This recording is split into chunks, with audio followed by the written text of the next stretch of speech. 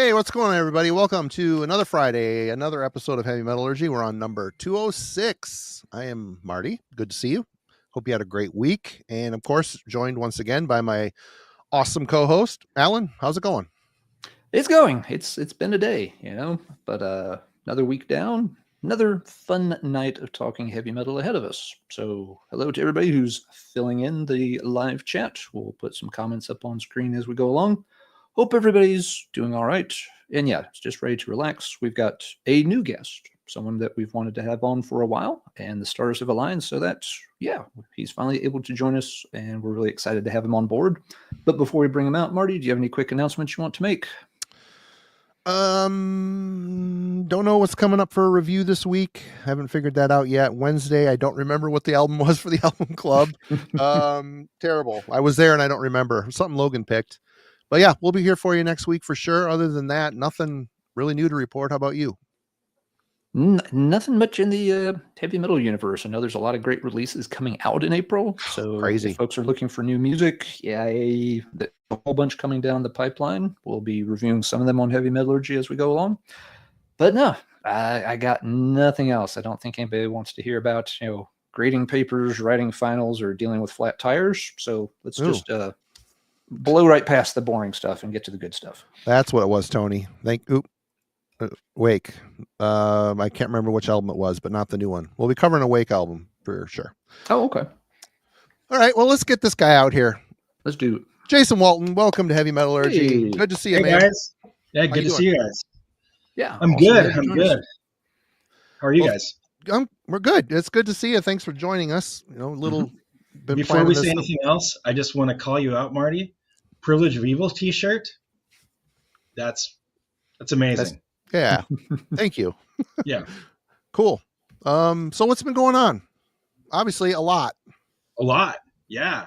God, I mean, life, music, family, travel, food, film, Agalloch, Moonbladder, Sculptured, Dolvin. Maybe a little Sloth.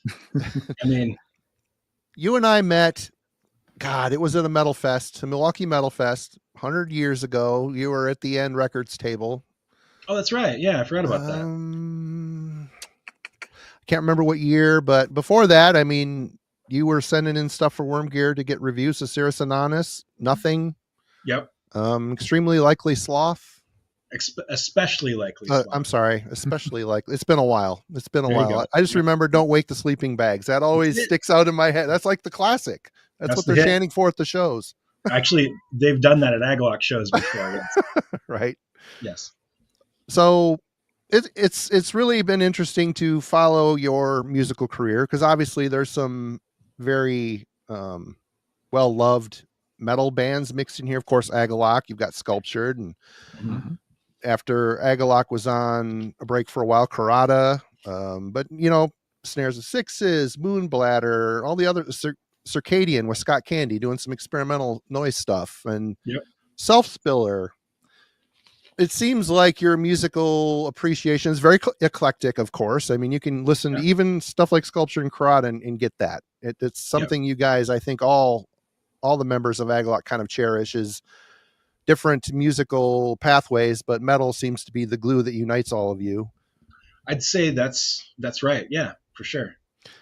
Obviously there's a lot of appreciation for different styles of music that you do here, but the experimental stuff, what do you find in that maybe you don't find in metal?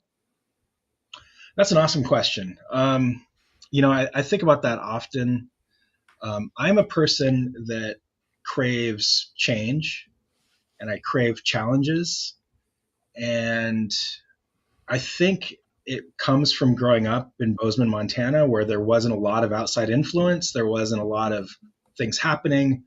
The days ran into each other. It was very samey all the time, but I knew that the world was a very big place, and there's a lot of shit going on out there. And so now I find myself, like, when I become like familiar or complacent with something, I get really bored. And so back in high school, I discovered things like John Zorn, and that just like blew my mind open to like, I have no idea what's going to happen. I have no idea what this is going to be like. And, you know, as much as I love metal, I mean, metal is in my core, especially death metal. Like, I remember listening to records in the 90s, and I'm like, I know what's going to happen next, even though I've never heard this record. Like, they're going to go into a blast beat, or there's going to be an accent. And with experimental music, you can never predict what's going to happen. And still to this day, now I'm, you know, 50 years old, I still crave that. I crave things that challenge me as a listener, as a thinker, as a creator, as a musician. And I love music that can combine those genres, like experimental metal. That's why Don and I became so close once I first heard Sculptured. Like that first Sculptured record, I was like, not only is this badass metal, but you're doing shit that I didn't expect. And so when people can do that, that's like cream of the crop for me. And so the experimentation is just like keeping me on my toes. It's challenging me, hopefully challenging people, and just experiencing something new.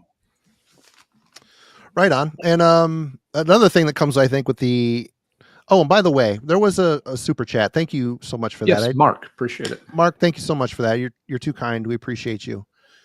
Another thing I think that kind of goes with, you know, with metal, you know, guys are into the gear stuff, the guitars, the pickups, the effects. What pedals are you using?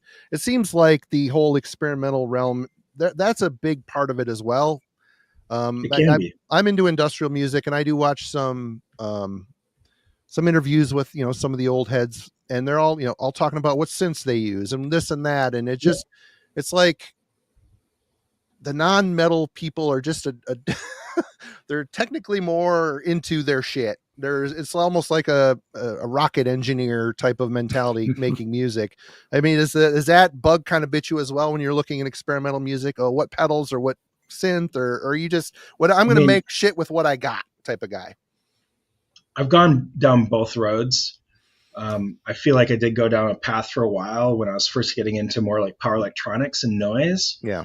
Where I was really into gear and like, you know, I want to get this crazy pedal that does this crazy thing. And I want to like, look at this. And now actually like I've gotten to a point where I'm trying to really streamline my creative output.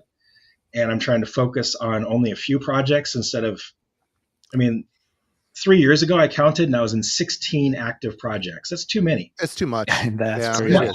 Yeah. And so now I'm just really trying to focus on a few select things. And because of that, I feel like I don't need, like, I look at how I create music outside of like Agalloch or Sculptured as being like a painter. And I need a lot of paints, but I don't need like a warehouse full of different colors. I want to concentrate on the colors that resonate with me. And so I'm kind of leaning more away from that now. I'm selling a bunch of gear right now. I'm getting rid of some amps, a bunch of pedals. You'll regret it. Since I don't think so. I mean, I've done it before. I don't think so, but you will. But I'm really streamlining what I'm doing right now. And so, I mean, for me, it's a little bit of both. And lately it's been more about not having the tons of gear, especially when I'm touring. I've been touring a lot with Moonbladder, and I don't want to have to bring like a bunch of shit with me all the time. It's just me, you know? So, yeah, for me, it's both, but that's how I'm leaning these days. What does touring for a band like Moonbladder or a project like Moonbladder look like? I mean, obviously it's a lot more simplistic. You're one or two people. I'm sure you're bringing a friend along to help with merch or setup and all that stuff. It depends, but yeah. I mean, it's so freeing just being me. I don't have to rely on anybody else's schedule. It's just me, and I've got a few bags and a box of merch. Much smaller crowds, obviously. I was going to say they're smaller crowds, but very enthusiastic for what's happening. Yeah, for the most part. I mean, this last January I did a small tour with Paul Masvidal. Nice, and that was great. He and I work really well together, and he's got, he's playing acoustic songs. He's playing some Cynic songs. He's playing some like of his like own solo work. And then I'm doing my Moonbladder stuff, and it's very different, but it works very well together. And at the end of those shows, we did a live collab together. So nice. I composed this like bed of music, and then we both like play over it. But that brought people out because it's Paul Masvidal. you know. Sure. But people also have to realize this isn't Cynic. It's not Death. You know, it's not Agalloch. But you know, people come out and they like it, and it's a much different experience. It's much more intimate. It's, you know, small clubs. You know, we're happy if we get 100, 150 people. But I love it for different reasons than I love playing with Agalloch. With Agalloch, I love the big production of an Agalloch show, with thousands of people and like all the people and the crew and like the time and all this. But Moonbladder is just, I just need a table, I set up, and I just do my thing, and it's all on me, and I love that. I love that pressure of just like feeling like I'm on the edge, and if anything goes wrong, it's my fault, and at any moment this could totally fall apart, and I love that. It's interesting that, you know, the Agalloch experience, it playing in front of thousands and thousands of people. Not a lot of people on the planet get to experience that without being terrified, for one thing. But it's, you know, I think the biggest crowd I ever played in front was 600, but still it felt like a million. You know, it's like up there and look out like, wow, I'm used to 15, 20, and this is pretty cool. You know, 600 people, it's a sizable crowd. You know? Yeah. Well, it's a sizable crowd. When they holler, you can hear them. You can actually feel them hollering back at you, but I can't imagine thousands and thousands. And it's just cool that your love for music is not addicted to that. You don't need to keep it, taking something like Moonbladder out where it's, you know, a fold up table, bunch of stuff. Every set, every night's different, and that's just the way it's going to be. And that's kind of exciting. Yeah. Well, I think about Mike Patton and Phantomos. I think about Mike Patton pretty much every morning when I wake up. Yeah. But I think about Phantomos a lot because Don and I had the pleasure of seeing their very first show ever here in Portland in like 98, 99. Before they recorded anything, nobody knew what it was going to be. They just knew it was Mike Patton and Dave Lombardo and King Buzzo and Trevor Dunn. And I ran into Patton at Powell's here in Portland, and we're talking about it. And he Killer said bookstore, by the way, for people. It's like 15 floors of nothing but books. It's an entire block. Block. Books. Yeah. And Patton said to me, he's like, this is like so refreshing because I'm so used to playing like these like either arenas or giant clubs. And he's like, now I'm just like in a van with my friends. We're loading our own gear. It's like going back to your roots.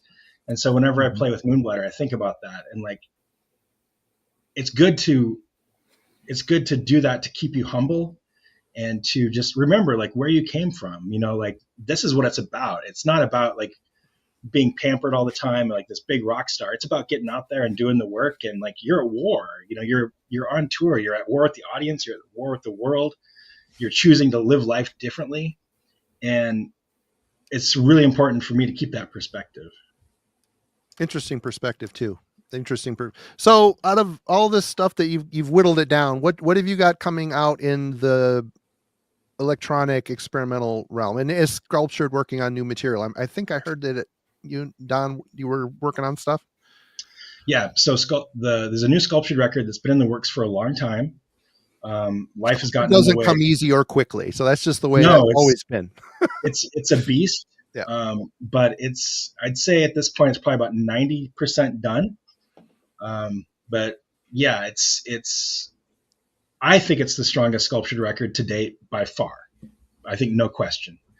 But we're basically wrapping that up. Hopefully that'll be done. Hopefully this year, we'll see. I've got a new Moonbladder record that's coming out. Hopefully this year. There again, it's about 90% done or so. My project Cross Paths with Andy Whale of Bolt Thrower. We've got a new record coming out. I just have to like tidy up some stuff on that.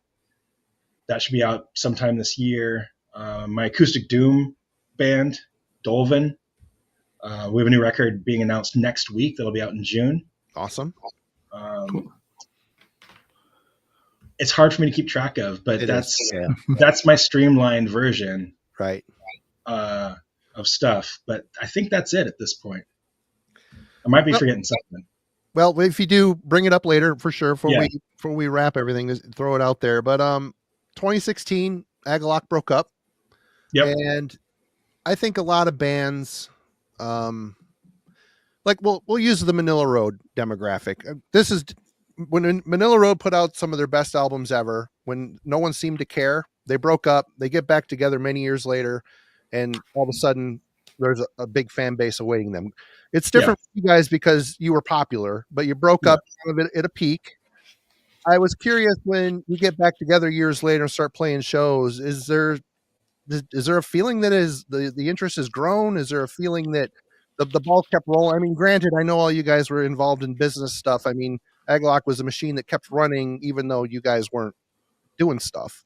But was there a feeling of, what was the feeling when you got back? Were you surprised by what you saw, or were you disappointed? I mean, I'm just curious, did the machine keep rolling? Indeed. Is there more Agalloch fans now than there were in 2016? I guess is what I'm kind of fucking getting around to. I would say it appears to be like we're more popular than ever at this point. However, I feel like it might be a little skewed because we only reformed a couple years ago. We could be riding a high of just that reformation of people being excited. But what I do know for sure is that we're meeting a lot of people at shows that discovered us while we're broken up because they're young, and they're like, oh, I discovered you, 10 years ago, you guys were broken up. I never thought I'd get to see you. So now they're traveling all over the place to come see us, thinking like this is our chance to see Agalloch. And the inverse, we're seeing people that are like, oh my God, I saw you so many times back in the day. And like, it's so cool. We want to see you again. So we are drawing more people at shows than we were before we broke up. If that continues, that's hard to say. We're playing rarely enough where hopefully people will still want to come out and see us. But it seems like we are more popular than before. You guys, I think, you benefit from the fact that you're grandfathered in with a very strong, devout fan base, where I think a lot of new bands, a lot of new albums, the impact of a new album these days is 3 weeks. And after that, the masses move on to the next thing. So you might be in a good spot. You're probably in a really good spot. Yeah. That's a good point. Marty. I think another thing too. Oh, sorry, Jason. I think another thing too was I think a lot of people felt like Agalloch broke up before their time. That everyone really felt this band had more top-notch music in them. So that coming back, everybody got excited about it. It wasn't a case of like, oh well, they kind of petered out slowly over too many albums, and now they're back. It's just like, oh, finally we do get to hear more. It's kind of like the At the Gates situation in a way. Yeah, interesting. Yeah, for sure. I think that historically, our last record is not people's favorite, although I feel like people are starting to turn around to it a little bit or come around to it. But I would agree with that. I think we went out when people weren't expecting us to. And yeah, I think people are just excited to have us back again. I know for us, we're just excited to do it again. I mean, it's basically about us three as friends. And if we're friends, this is what we're doing. And the friendship has to come first. And I think it comes across in our shows and our records, like we're all best friends. And that's the most important part. Right on. Alan, I've been yapping and yapping and yapping. Do you have anything you want to throw into this? I'm sorry. Oh, no, you're doing fine. I'm just keeping up with folks over here in the chat. Lots of folks are very excited to see Jason on and following up on lots of the points that we're making over here. But I can't keep up with the chats here. There's a lot of them. Yeah. Well, we're glad the Agalloch's back. And what is it like getting a phone call saying, oh, you want to be on the Emperor? You want to play some shows with Emperor in the States? I mean, is that one of those days you're like, yeah, well, I guess let me check if I'm available. Check my schedule. I might be busy that day. Yeah, honestly, it's we're in a unique position because we are being offered things like that fairly often.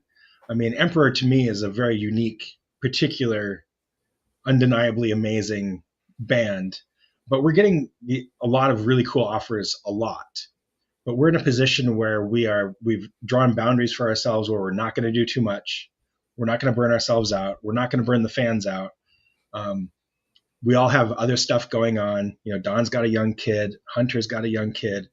There's only so much that we can do. But when Agalloch knocked on our door, when Emperor knocked on our door, and they specifically requested Agalloch to open for them, we were like, okay, let's see what we can do, because this is really cool. I'm a huge Emperor fan. In the Nightside Eclipse is one of my favorite black metal records ever. Yeah. And it wasn't just like some agent or promoter wanting us, like they picked us specifically. So we were like, let's see if we can make this happen.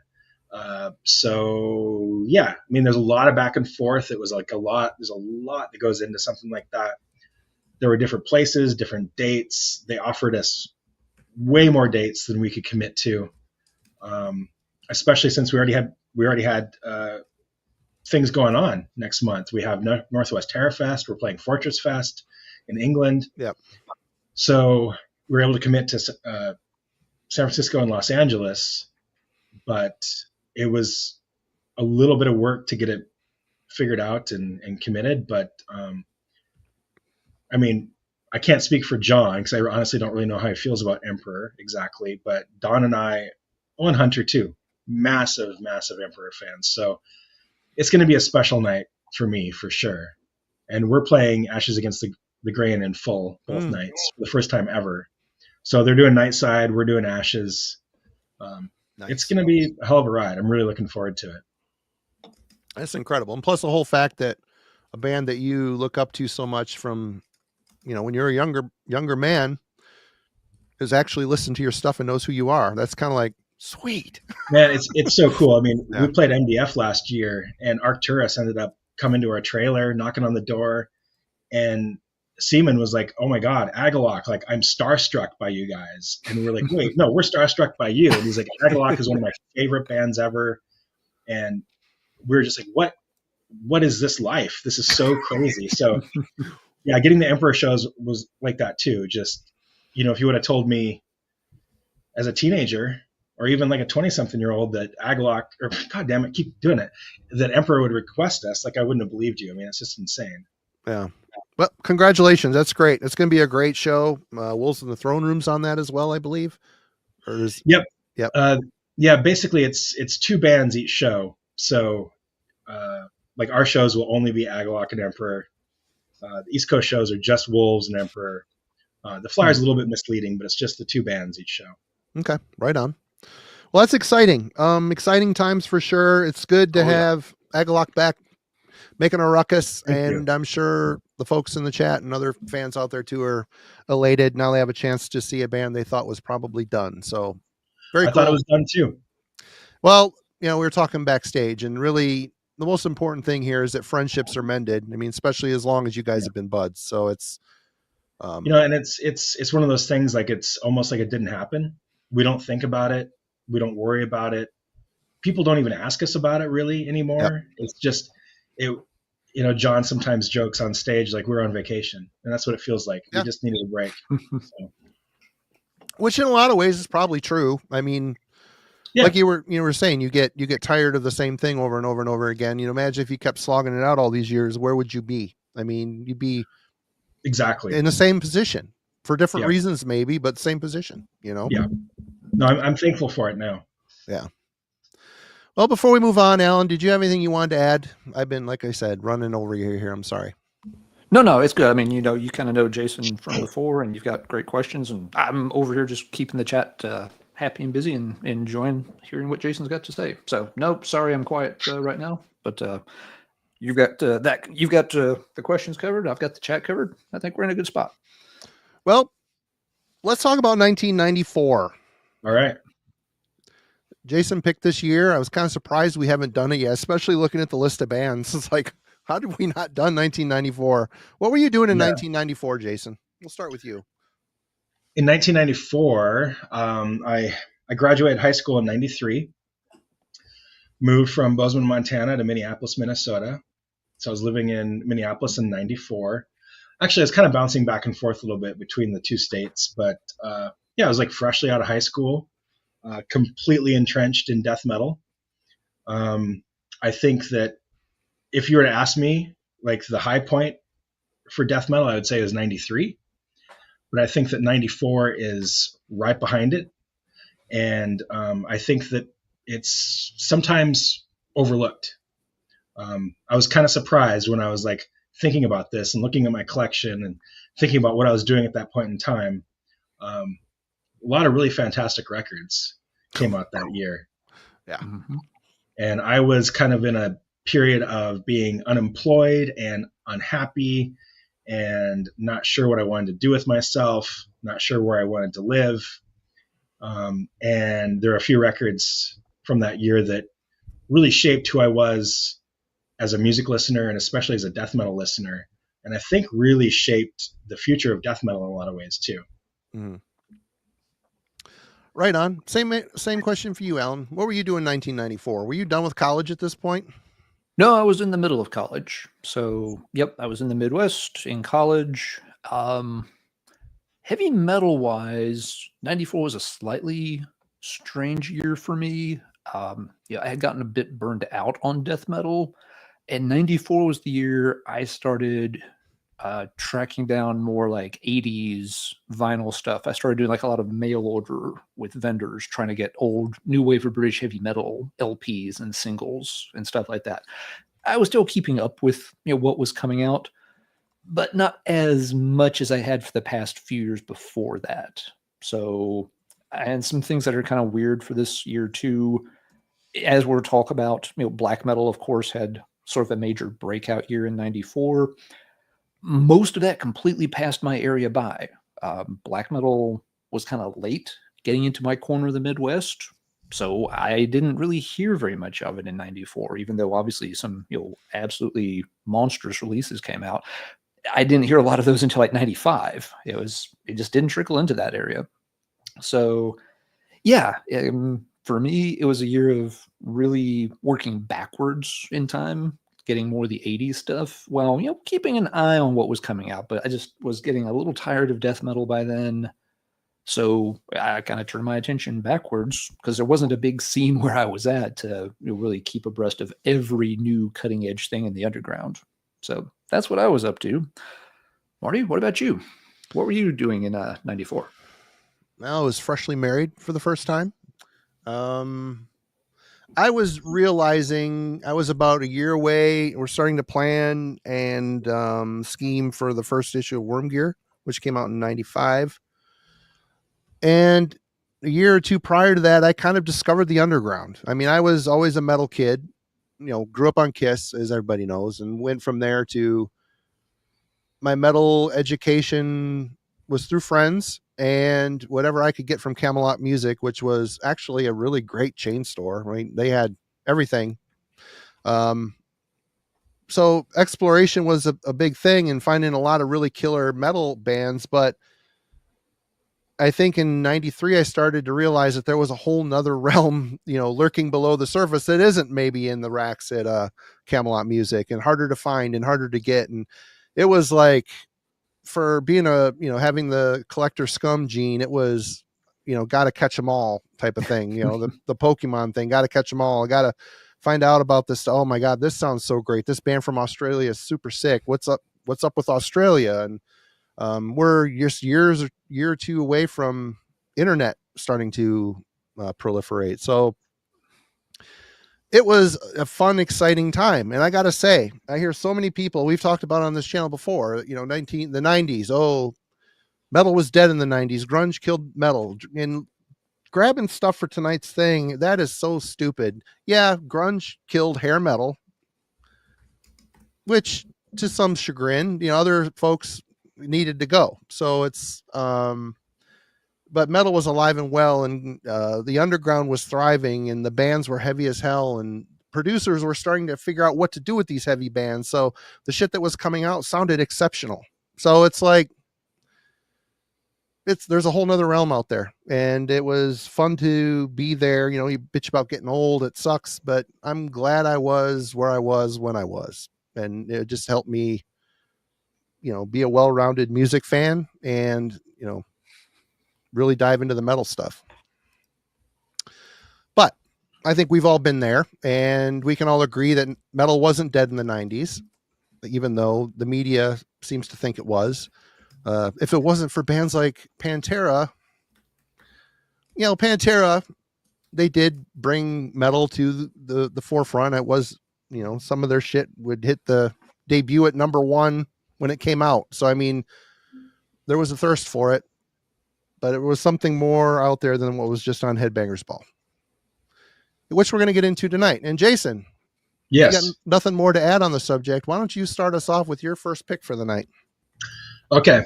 I've got a few written down here. But I'm going to start with one of my very favorite metal bands of all time and one of my favorite metal records of all time, Samael's Ceremony of Opposites. Oh, I yeah. have a visual aid here for a minute if I can find it. Here we go, Marty. Oh, okay. There you go. I should have brought my copy. I didn't even think to, but yeah. Oh, it's all good. That record, hugely, hugely important to me. I was a Samael fan before that. Actually, John Hom turned me on to Samael with Blood Ritual. Oh, God. Such a creepy record. Love it. Yeah. So great. When that came out, I was living in Minneapolis and I was moving back to Montana, and I called up my friend Lad and I was like, you need to come pick me up. I need to get out of the city. Bring me back home to Montana.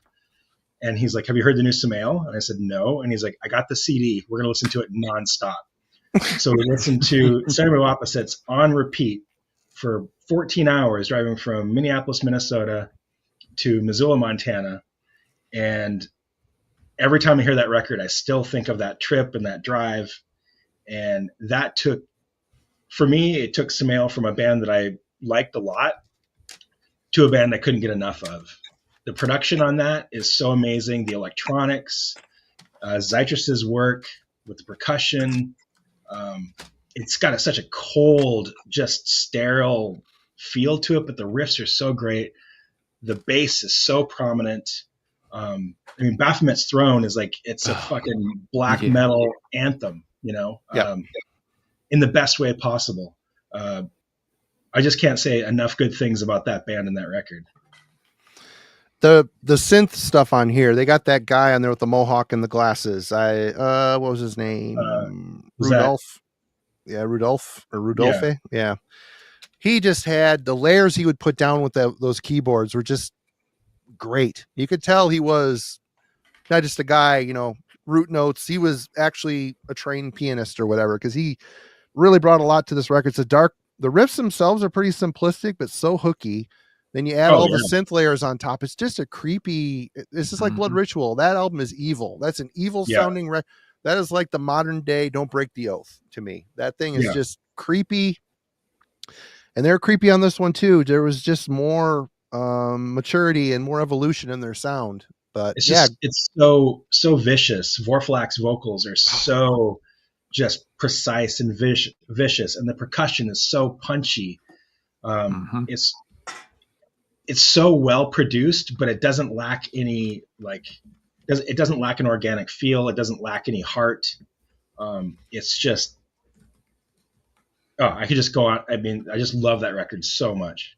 Fully agree. I haven't listened to it in a minute, but man, we talk about it on here every month. It seems like, don't we, Alan? Lately, it comes up pretty regularly. Yeah, it's a fantastic album. Another little detail I really like about it, I think the running order of the track list is perfect. Yes. It's an album I can't imagine trying to shuffle the songs for. It would not work. They're put together perfectly from one track to the next to the next. Yeah. Son of Earth. Opening riff of Black Trip. It's just so catchy. Oh yeah. And they start and Warflak's voice comes in. It's like croaking evil. It's like, what a great mix of catchy, memorable, and just dark. Anyway, what were you gonna say, Jason? Didn't mean to interrupt you. Sorry, just as a bass player, I was so happy to hear Son of Earth when it's very simple, bass breakdowns there, but just so effective. And it just really helps the guitars punctuate with the percussion, and Vorf's just fucking evil voice. It's just, it feels, a record like that feels so elite to me. These guys are living on this plane of existence that we're not privy to. Yep. And I just love that band so much. Absolutely. Good start. Good pick. Alan. Yeah, absolutely. Yeah, I mentioned black metal was kind of slow to get into my corner of the Midwest. Thank you, Ian, by the way, for the super chat. Yes, appreciate you, man. But yeah, Ceremony of Opposites, I can't say for sure. I want to say it was the first black metal album I ever bought. It did get some songs played on college radio. And so, yeah, I didn't even know quite what to call it because people weren't talking about black metal around me whatsoever. But it's just like, that is amazing. And so, yeah, the first chance I had, I picked it up. It might have been my first black metal purchase. But let's see. Well, 1994, there's black metal and there's death metal. There's, big releases we got to talk about. But the year was clearly dominated by one thing and one thing only. Butt trumpets, primitive enema. That was second on my list. Yeah. I beat you to the punch. Yeah. I knew I had to get it in early. Seattle band. Yeah. LA and West Coast punk band with 2 bass players. I won't go into this one in detail. It's a very goofy listen, but it was just one of those kind of almost a novelty record, except it was meant to be very offensive and stuff. But it's very, very crazy. The goofiest thing about it though is this was released on Chrysalis Records in '94 on tour with Armored Saint. It never made John Bush sing for them too. Cool. But yeah, they got a little bit of publicity because there were some attempts to ban the album in Massachusetts of all places. There was a little hubbub about somebody's kid buying the record and her mom got freaked out by it. And it's produced by Giza X, and beyond. That's pretty much everything you ever need to know about Butt Trumpet. Who's Giza X? Giza was kind of a big member on the 70s LA punk scene and became a producer for stuff like that. I don't know if they were in any bands, but they were, definitely on that kind of early LA punk vibe. Anyway, let's start with the real record. It's a fun listen. I haven't played it in ages, but yeah, if you like, just, crazy punk with, lots and lots of, profanity, every song is pretty much about, sex or sodomy or something like that. But let's talk about this one for a minute. One of the big releases from '94 that people were really interested to hear about. It was Slayer's time to kind of come out of hibernation. They had not released anything since 1990, and the heavy metal landscape had changed so much between albums. I mean, when they left in '90, they're kind of top of the world, one of the most extreme things going that people are aware of.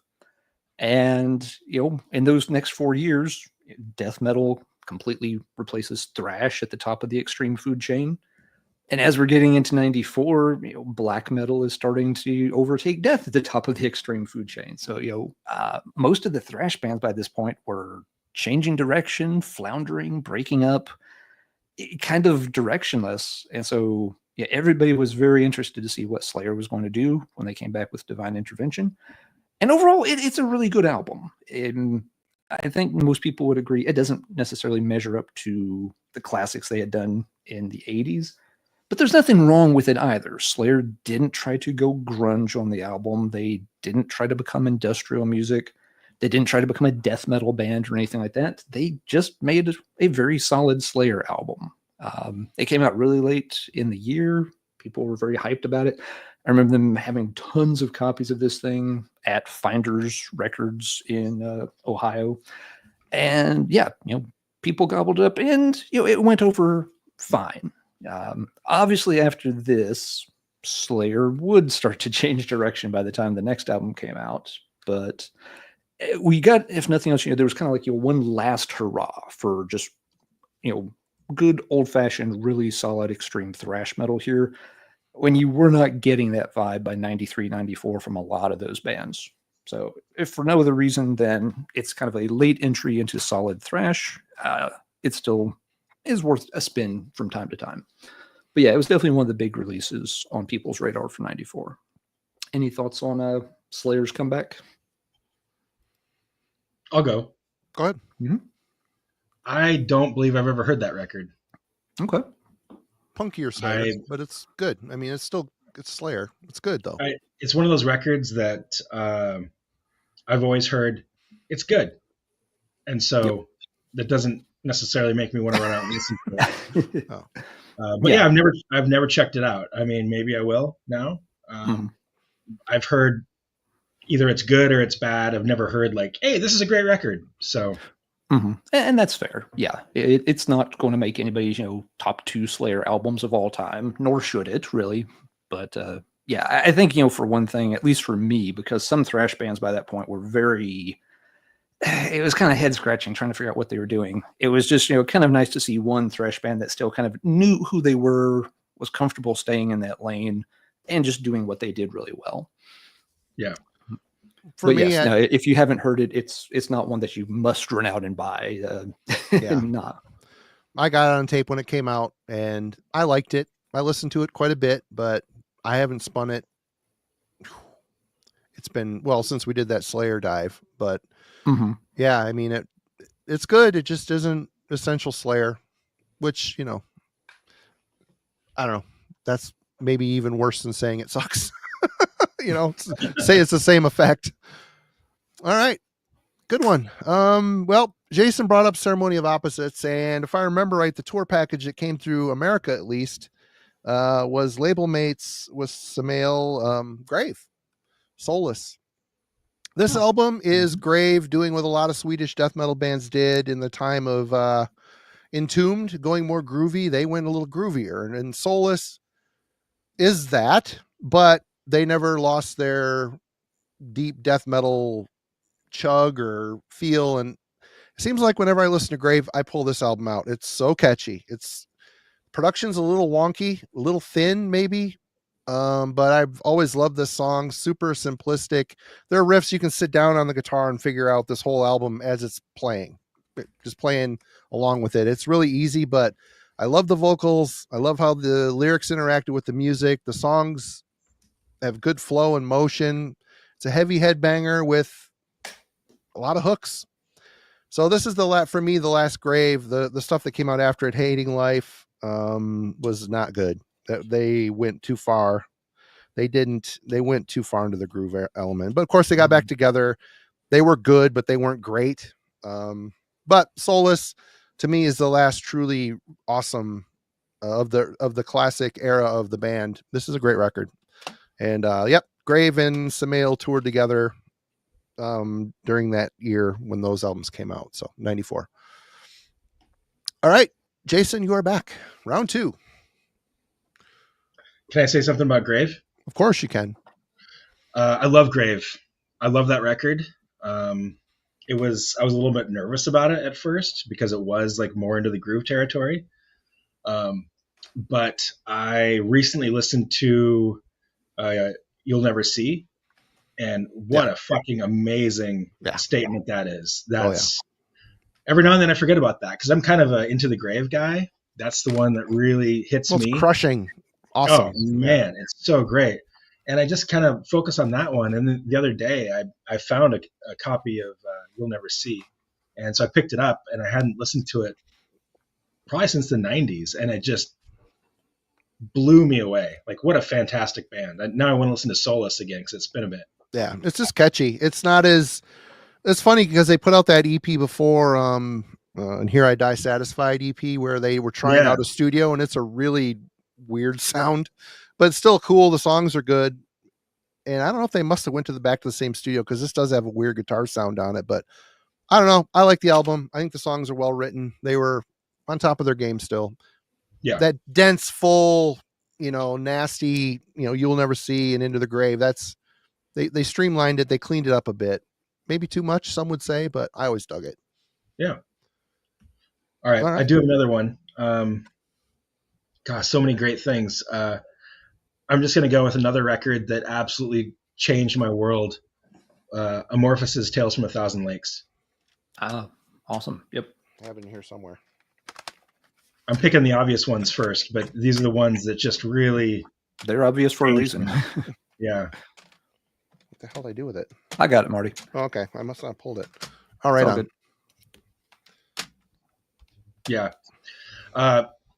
When that record came out, Amorphis was my favorite band based off of Crillian Isthmus. Oh, Crillian Isthmus. What a dark, awesome finish classic. What a fucking amazing record. So good. John texted me the other day, just out of nowhere, and he's like, I'm listening to Crillian Isthmus, and he's like, I never realized how much it sounds like Bolt Thrower. And I never thought about that, but he's kind of either. There. Yeah.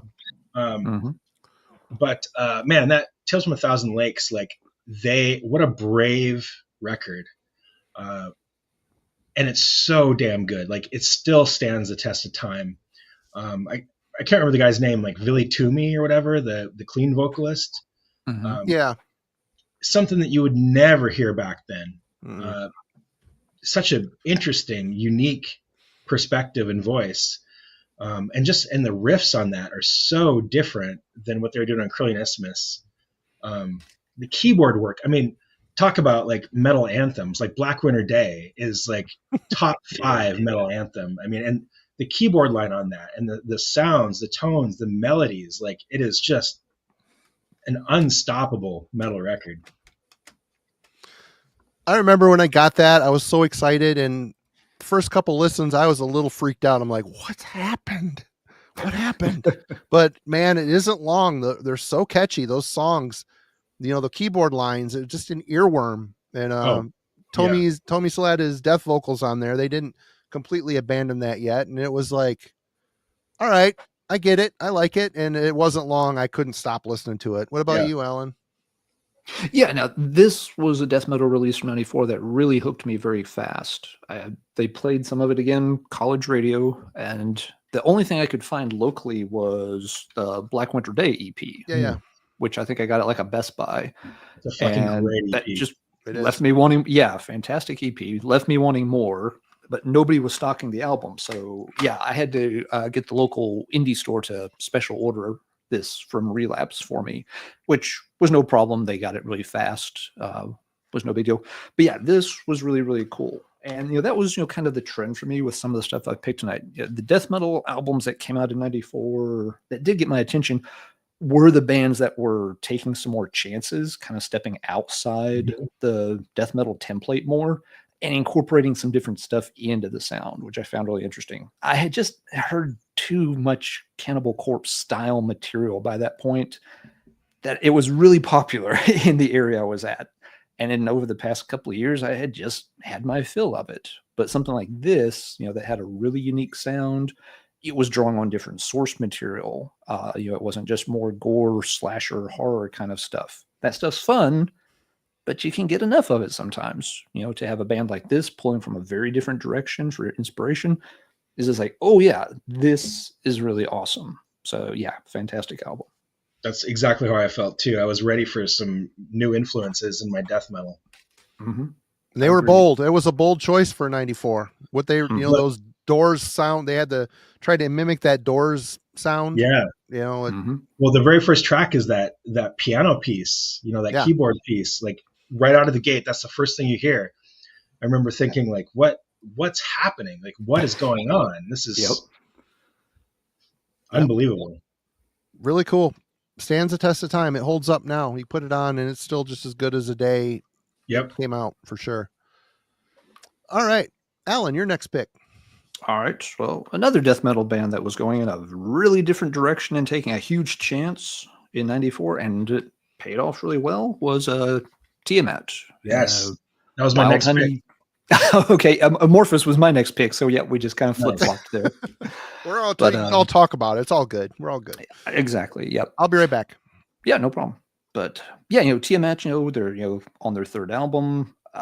Astral Sleep was, or actually no, I think this is their fourth album. Sorry, I always forget about Clouds for some reason, even though it was the first one I had. So good. But they had been obviously improving from album to album. I really like the Astral Sleep, but this comes out and it in a way, is it death metal anymore? They've moved so far in another direction. It's got this incredibly warm, hazy, dreamy kind of sound. A lot of folks joke that, well, of course he was doing harrowing at the time. It's the only way you could write music like this. But yeah, it's really a captivating listen. The songs flow together seamlessly. It's very beautiful music, which isn't an adjective you use to describe death metal really often. There's not a lot of traditional death metal elements in the music at this point. And yet the album went over extremely well with their fan base. This is the kind of thing that very easily could have blown up in their face. Mm-hmm. And people are just like, posers, and exiled them completely out of town. But right off the get-go, this album got very positive reviews, and it got a good reception. It was always in demand. People wanted it. And I think it spoke to a lot of folks being ready for changes in death metal in 94 and willing to take a chance on something like this and really embrace it. And it holds up incredibly well. It's one of these albums, I don't play it a ton because it's not something to play in the background. If I want to play it, I really want to be able to sit and really kind of immerse myself in it. And every time I do, I'm just always still blown away. I'm like, that is a really, really good album. It's one of those, I almost forget how good it is in between listens. But you come back to it and just like, it's amazing they put this together, that they released it. Century Media was cool with releasing it too. They could have said, no, that's too far outside the box. Don't do that. But no, it went over and obviously, set Tiamat on a very different direction for the rest of their career. But yeah, Wild Honey's kind of that watershed moment for them. Go ahead, Jason. You want to talk about that album for a minute? Go right ahead. I sure do. Go ahead, please do. Another record that's hugely important to me. Similar to Tales, when that came out, I was already a Tiamat fan. I loved Astral Sleep. I loved Clouds, even for as weird as that one is and wonky as it is. I loved that record. Wild Honey was leaps and bounds beyond what they'd ever done before. Mm-hmm. It was almost like a completely different band in some ways. And it's such another just bold and brave move. And who knew that they had that kind of record in them? I mean, it's a gorgeous, gorgeous, lush record. It's a confounding record in a lot of ways, especially for being released in 1994. And to me, it's one of the most profound statements that a metal band has ever made. I feel like that record and Tales really just pushed extreme metal into completely different ways than it was going before. And Wild Honey is just one of those absolute statements that it changes the fabric of the scene and the fabric of the way that the listeners engage with metal forever. Mm-hmm. Yep. No, well said. You're right. If this had been put out with a different band name on it, nobody would ever have thought this was the same group that did Sumerian Cry a few years before. Yeah. Yeah. And I got to say, when this thing dropped, I was not in the, I want to hear death metal going in a different direction. I was quite happy where death metal was. Fair. So this is one of those albums that it got so much fucking press. It was all over the place. Mm-hmm. It got pushed and pushed and pushed. And it was just, at the time for me, was not in a wheelhouse that I was in. I acquired that record, I don't know how many years ago, one of the represses. It's a beautiful repress. It sounds good. I listen to the album now. I'm like, what was I thinking? This is great. It's great. But at that time, Tiamat and Therion both were going in directions that I wasn't ready to be there. I wasn't ready to go with them. I didn't want things more fragility or gentle or precious or atmosphere. I was wanting grave. I wanted my shit evil and heavy. But it takes time, and I had a lot of friends. I grew up listening to goth band. Now I was listening to Bauhaus when I was out printing shirts today. I'm like, God, this is fun. Just being able to put on something I haven't listened to in a while and just enjoy the hell out of it, sing along with it. And it's fun. It's just now I really appreciate that team. I just wasn't ready for it when it came out. Yeah, that's fair. And I guess I am next. You are. Well, this could be one of the best albums of the year for me. But this album, it doesn't get talked about enough. We did an album club on it here, but it's Hades Again Shall Be. I absolutely love and worship this album. Why is it's the case? It's all scuffed up. Norwegian band, Bergen area, I believe. This is just obviously very influenced by the Hammerheart era of Bathory, which in the grand scheme of black metal isn't anything new, but these guys they put such a Norwegian spin on it. Very triumphant sounding, just big, all playing all six strings type of Norwegian style when they're playing. Great melody lines, great shrill, evil vocals. This is just an excellent debut. And this album for being on Full Moon Productions when it came out, this was one of those bands in their roster that I think probably got the most acclaim than most of the stuff that came out on that label. It got I think it was Jeff Wagner's review in Metal Maniacs that made me say, I'm going to have to check this band out. And he wasn't wrong. It was absolutely great. What a fantastic record. And it's overlooked a lot. It just is. I don't know why that is. It just recently got a Yosuke from Nuclear War Now finally put out this and the Dawn of the Dying Sun proper. They were proper vinyl pressings of both of those. Dawn of the Dying Sun, if you have the original Full Moon Production pressing, I have that. There's something wrong with the mastering where it cuts out into one speaker. It does weird shit. It sounds awful. Definitely the represses of Again Shall Be and Dawn of the Dying Sun are pricey, but they're very much worth it. So definitely check it out. But this is a fantastic black metal record from Norway. Have you guys partook in this one? I only know that album through you. So it's one I'm, very, very late to. Right. Jason? Yeah. When that was released, I was familiar with it. But I don't think I've really listened to it since. I remember it getting a fair amount of press, and I remember people talking about it quite a bit back then, but it's definitely one that I've forgotten about, but I should definitely revisit that. Check it out. I think you'll definitely dig it.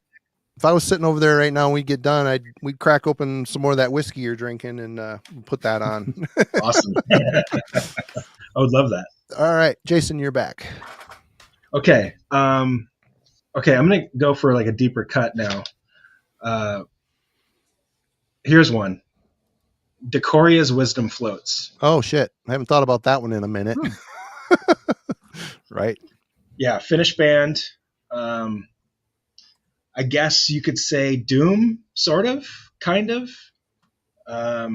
Really interesting. I believe, I'm not sure if this is true, but the rumors are that they were very, very young when this was recorded. There's a lot of like actual piano on it.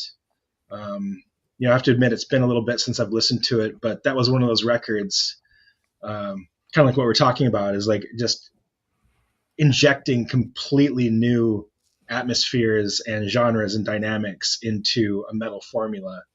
And I feel like Wisdom Floats got like a little bit of hype around it and then just kind of disappeared forever. They released Fall Black Waters a little bit later, and then they just kind of disappeared as far as I know.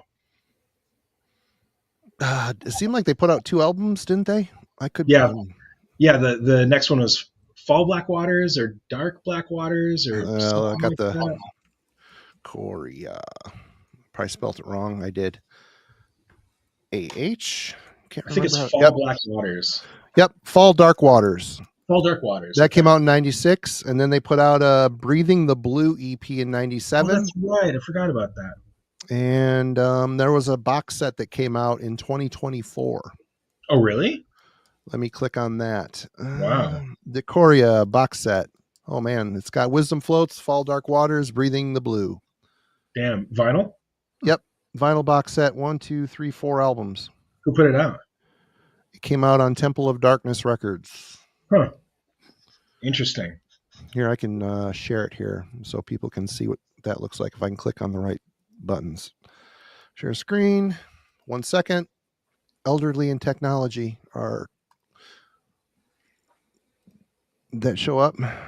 Yeah. Looks like a nice box set. Poster. Yeah. Cool. Extensive liner notes, gatefolds. Well done. Mm-hmm. Nice. Spared no expense on this rather obscure band. That's cool. Yeah. Yeah, they kind of flew under a lot of people's radar. Remember getting a promo for that. It seems like something. Didn't they? Am I thinking of a different band? Didn't they sign to Metal Blade, or is that a different band? They did. I believe that Fall Dark Waters is on Metal Blade. Okay. They might have. Did Metal Blade reissue the first album then? Because I remember getting that. I think so.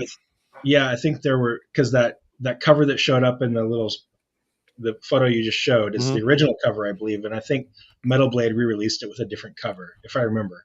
Right on. I mean, this is pulling back in my memory some 30 years, but yeah. Scraping the crust off the, yeah. Yeah.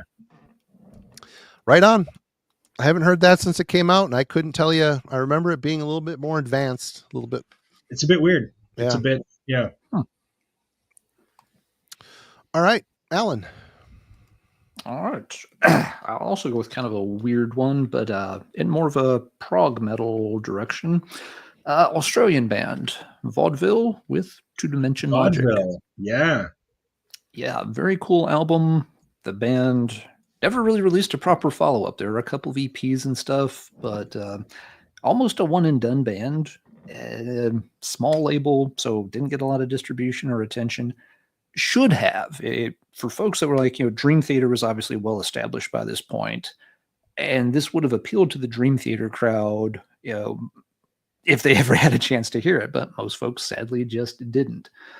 The A side of this album is immaculate. There's nothing wrong with the B side, but the A side, just the track sequencing, every song is just almost like divinely inspired. It's better than any Dream Theater I've ever heard. I'm not the biggest Dream Theater fan, but I like some of it. But this, the first half of this record just absolutely owns this particular genre. Jeff and Hunter have talked about this band. They did a radical research episode on them not that long ago, within the past few months. And one thing they mentioned I didn't know, the vocalist on here was actually just a session vocalist. They didn't have a full-time singer at the time, which is astounding because the guy is absolutely perfect for what they were doing. And a real shame that I guess he didn't stay on board and help with later material.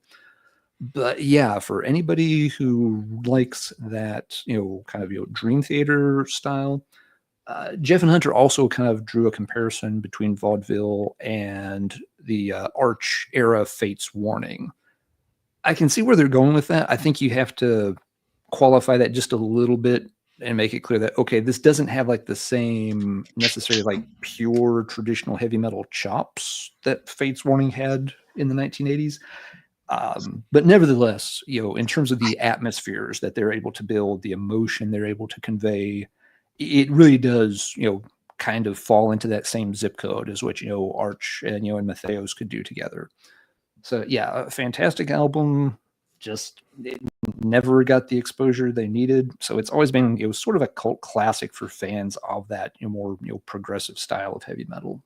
But yeah, absolutely brilliant album from 94, and in a style that, we don't really think of 94 as being a, traditional progressive metal year. There's no big Dream Theater album necessarily to anchor things or have a ton of clones swirl up. But Vaudeville was, really, really nailing it. All right. I heard you talk about that band numerous times on this channel over the years, and I need to investigate, apparently. I don't know if it would appeal to you. It might be a little bit too much in the 90s Fates Warning vein to be your cup of coffee, Marty. So, I mean, it'd be great if you check it out. Don't run out and buy a copy for yourself. It may not be something you want to pick up in hard copy. I'd say listen to it first, just based on your reactions to some of the 90s Fates Warning stuff. Right on. Well, cheers to all the 120 people in here tonight. Thank you so much for joining us. We're having a lot of fun. Good to have all you folks in the chat with us, as always. Human Falafel in the chat mentioned this, and in my research, I didn't realize that this was 94, but Unholy, the Second Ring of Power. God, this album has always been a favorite of mine. I really like it. This is one of those records where it takes black metal, doom metal, death metal, and some avant-garde styles and mixes them all together. You got some lady singing going on here that's really ethereal, layered with some symphonic synth work. It's dark, it's strange, it's heavy as hell. And I even like the band when the two albums after this, Grace Fallen and Rapture, they went down a more gothic road where they brought on female singer. I think she did keys as well, but she just worked really well. The gothic vein or vibe for this band works really well. They had their own style, their own unique presence, and this is just a really strange, heavy record that's perfect finish conglomeration of weird. It's awesome. Really well done. We did an album club on this one too. Check it out if you haven't. Yeah, 100%. Jason, I saw you nod your head. Were you familiar with Unholy? Yes. I haven't listened to them in a very long time. So good. One of these guys passed away a year or two ago. Oh, really? Yeah. Anyway. Yeah, it's one of those bands when somebody mentions it, I'm like, oh yeah, shit. Like it's been forever since I've listened to those guys. It's fun. That's just unique. And Doom stuff I really need to be in the mood for, but this is one of those bands that bring in enough other stuff that even if it's slow and brooding, it's interesting, and it keeps my short attention span engaged throughout the duration. Definitely an album to revisit for sure. Somebody just brought up too, Brutality is When the Sky Turns Black. Yeah, I didn't pull that one because I wasn't into it much when that came out. I couldn't find it around where I was. So that's a good one though. Fucking great record. Yeah. What a under-recognized band. Especially the debut. That's my favorite of theirs. That album just crushingly great. Yep. One of the better Florida death metal bands that, I don't know. I think people got them confused with Resurrection, but Brutality was a better band, I think. I love Resurrection too, honestly. That's one of those albums where all the crap in between the songs was like, I drank my own urine and I liked it. Shit like that. It's like, it's a great record though. It is a good record. It is. All right, Jason, you're back. Okay. Let's do. All right, let's just do it. Impaled Nazarene, Suomi, Finland, Perkele. Ah, someone mentioned that earlier. Cool. It's a good record. Yep. It's a unique record for Impaled Nazarene. It's one that they look back on with disdain, I hear. But I think it's amazing for many reasons. It is an Impaled Nazarene that we have never heard before, that we will never hear again. Blood is Thicker Than Water is such a great melodic, heavy, kind of like doomy black metal track that then basically spawned the two Legenda records. And those Legenda records were so fucking amazing. They basically took that Blood is Thicker Than Water formula and turned them into two records. But Suomi, Finland, Perkele it's got everything you want out of Impaled Nazarene, plus like a great production and hooks and melodies and Steel Vagina. What else do you want? Right? Yeah. Get a little mix of Martial Industrial worked into some of the stuff, which is really strange, but cool. Yep. Yeah. Yep. Yeah. Good pick. Mm-hmm. Alan. Okay. Go in another genre direction we haven't touched on yet. Yeah. When people say, metal died in the 90s, we talked about that earlier. Yeah, it didn't die, but it definitely went through some changes. Traditional heavy metal in the US kind of disappeared. It became a really, really hard nut to crack. The bands that stayed on that track did not get a lot of attention in the US. Those bands could still do well in Europe, Japan, other territories. And it's a shame because some bands were doing some really fantastic stuff and it just got overlooked here. A good example of that is Virgin Steel. They released The Marriage of Heaven and Hell Part 1, which is one of my favorite albums by them. This one has a really nice, intensity to it. They're building, kind of the grandiose themes, which, David DeFay was always really good at. This one kind of gets rid of some of the more embarrassing trappings that had dragged down some of their albums in the late 80s and early 90s. Those albums have some great music on them. Then you can do 1, 2, 3 great songs in a row. And then they'll have just some real obvious bad, sleazy Sunset Strip kind of ballad thrown in. And it's just oh my, that didn't need to happen. And then there'll be a good a classical instrumental. DeFay is a classically trained pianist. He's got an incredible vocal range back then. And then they'll have some other total cock rock song thrown in. It's just those albums, they're a little hard to love because of that. When they kind of retooled for The Marriage of Heaven and Hell 2 albums, they just kind of got rid of all the bullshit and just got back to this really pure classical sounding, very anthemic, epic power metal.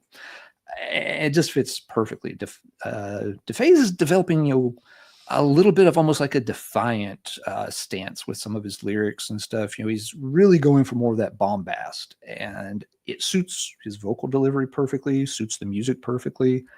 It would carry over. Kind of Heaven and Hell Part 2 is longer, but maybe a little tighter and coherent. I like that this one still has some rough edges to the sound, that, you know, it's a little bit more raw sounding.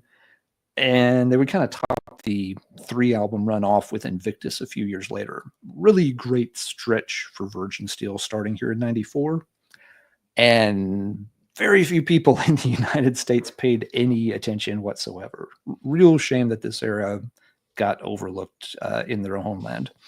So yeah, there was good traditional heavy metal being made by American bands in the 90s. But you did have to dig for it if you wanted to find it or find out about it. It was a style that was very much not in vogue with all of the, you know, black metal, death metal, and other things that were popular at the time. Colored pencil booty for the victory.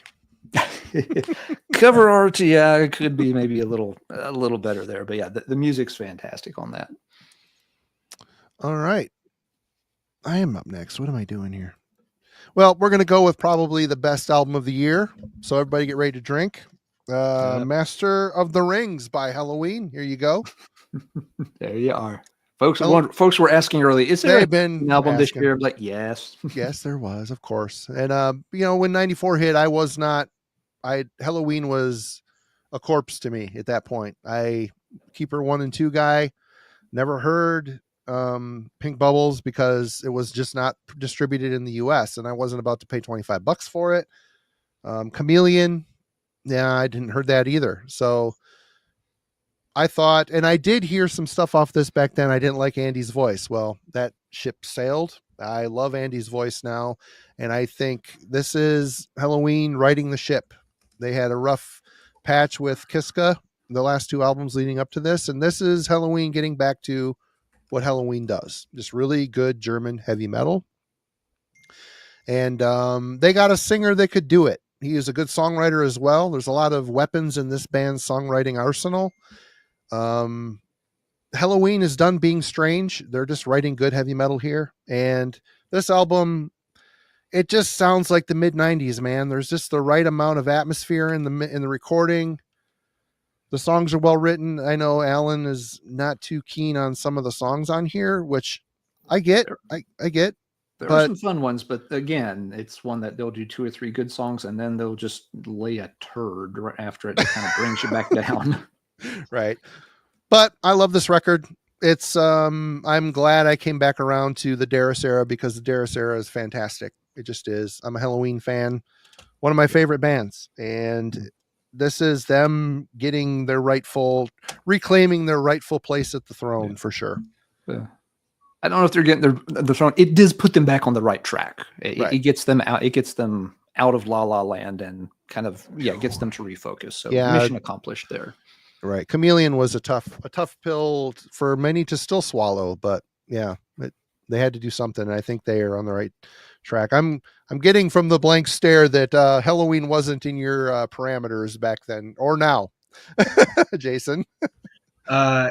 In high school, I listened to Keeper 1 and 2 maybe once. I'm not much of a traditional metal / power metal / as my friends and I called it, sword metal person at all. So older I get, the more I love it. It's weird. It's a weird transformation, believe me. But yeah, I missed, I would hear it here and there, but I missed all the, like I never listened to Priest. I never listened to Merciful Fate, never listened to King Diamond. I just missed all that stuff completely. Yeah. I went from punk to death metal, and I didn't even listen to Metallica or Slayer until the mid 2000s. So, right. So you're late to some of that stuff. Understandable. I mean, well, you're only you're only 3 years younger than me, so it's just where you jumped in. It makes sense. Yeah, I went from Black Flag to Carcass, and there was no room for traditional metal in there. and I have a hard time with high pitched vocals, and I've never liked Iron Maiden. It's just not. That's not what I like about but metal. Arcturus, and It's that's different. It is different. I agree, That's but it's still high pitch yes, singing. Can be for sure. There are exceptions. Like I love Solitude Eternus. Solitude Eternus. What about Candlemass? Candlemass you enjoy too? I just ended up liking them last year. It was the right time, the right record, the right place, and I got obsessed with their first two. Yep. Sure. Well, sometimes it's time and a place and what you're ready for, and it's sneaking up on you by the sounds of it. You're when it unlocks, it's going to be like this groundswell of all this shit you've missed. You're like, fuck, you're going to have to be buying all this old stuff and listening to all this shit. Oh man, you should have seen me in like 2005. I was texting Dawn like, "Have you ever heard this Metallica band? Like, holy shit, Master of Puppets! Like, what a fucking great record!" Right? Yeah. It's funny where we all jump in on stuff. That's just kind of where it goes. Yeah. All right. Well, you're up again, Jason. What you got? Oh shit. All right. I'm gonna go with another kind of obvious one. Cannibal Corpse, The Bleeding. Mm-hmm. That one, obviously, Cannibal needs no introduction, especially in 1994. Everybody knew who Cannibal was, and they really set the standard for. And I mean this in the most loving fashion, but the most like kind of caveman, run-of-the-mill death metal that everybody was emulating, everybody was trying to copy. The Bleeding, they did something different. That the Bleeding, the riffs on the Bleeding were way more angular, unpredictable. There was stuff going on in the Bleeding that you wouldn't have anticipated from Cannibal Corpse in 1994. You still have the songs about raping and killing women and all that shit. But the compositions were so different a lot of the time. And so that, to me, that's a really standout record in Cannibal's whole discography. Agreed. I mean, it's the last Cannibal Corpse record I really care about. It's just typically when I reach for them, that's the one I listen to, that or the first one. It's weird, but I love the first one. I love Butcher at Birth though too, but the Bleeding, it just has this.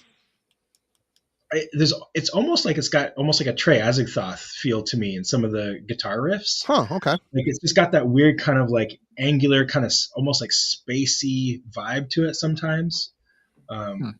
But yeah, really unique record for that band. Right on. Alan, you're up next. All right. Let's see. Jason just mentioned this band. It's time we got some doom metal into the mix. So yeah, Solitude Eternus has an album from '94. It's their third one, Through the Darkest Hour. This one was kind of a change of direction for Solitude Eternus. And the first two albums have a little bit more of kind of a very ethereal quality to them. And on this one, they go for a very heavy, leaden kind of sound. Just, total, Black Sabbath, Masters of Reality type of weight to it. And you can even just get that vibe from the band picture. They're just like, yep, we are going towards the heavier end of the doom pool now. Which threw me off a little bit the first time I heard this. Because I knew the debut album. I don't think I'd heard the second one. Their stuff was hard to find back then.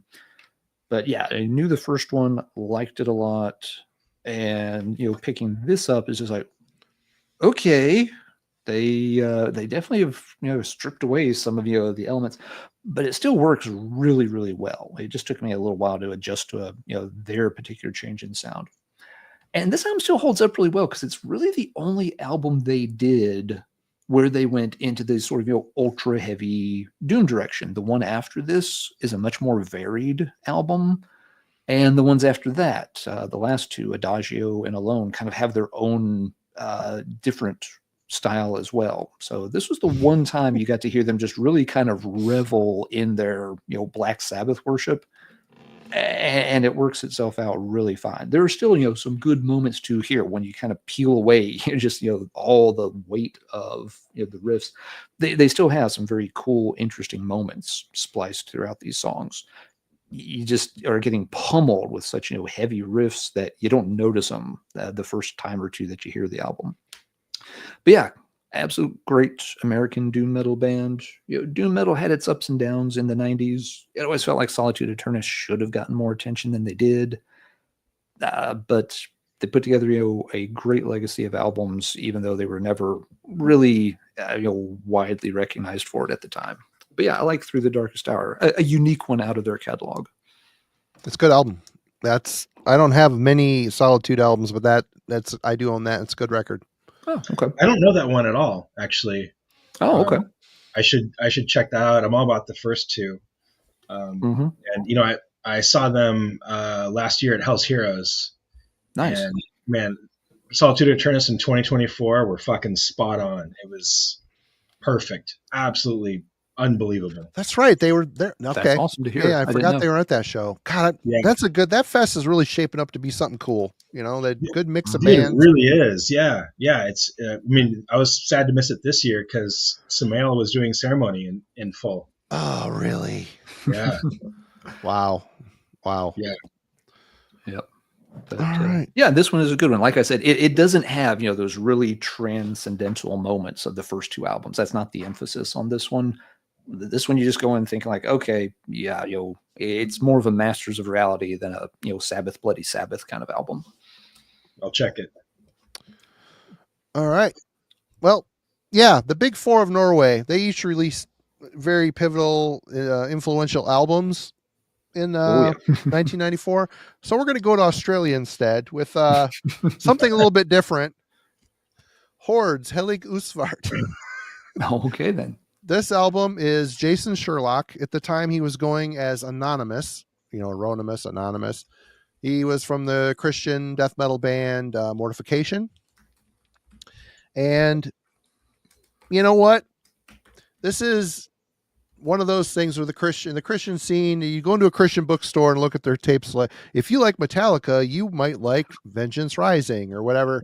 They're trying to sway kids away from the secular shit into the cult. But this album rips, man. This is in the vein. If you like Dark Thrones, Transylvanian Hunger, you might like Helig Usvart. But this album, he is a drummer by trade, and he's a sick drummer. And the riffs on this record are really good. It is in the vein of the Norwegian sound, and more so, it's in the Dark Throne vein.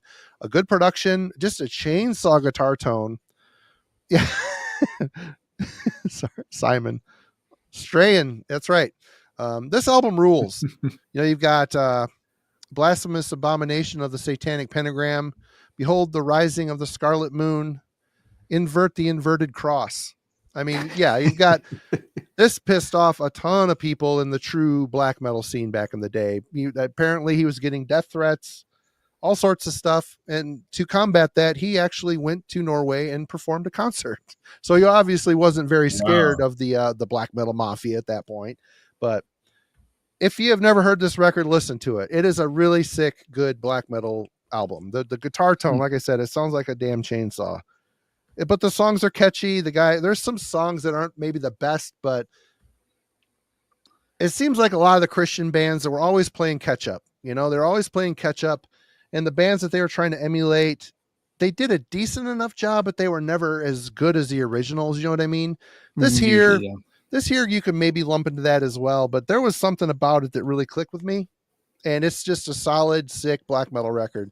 So yeah, check it out. This is on Sound Mass. I paid way too much money for this. I don't know, but yep. I've never even heard of that. Check it out. Horde, Helig Usvart, Holy Unblack is the name in English. But I love that. Okay, cool. Check it out. You might have fun with it, or you might think I'm an idiot, which is entirely possible. Yeah, we'll see.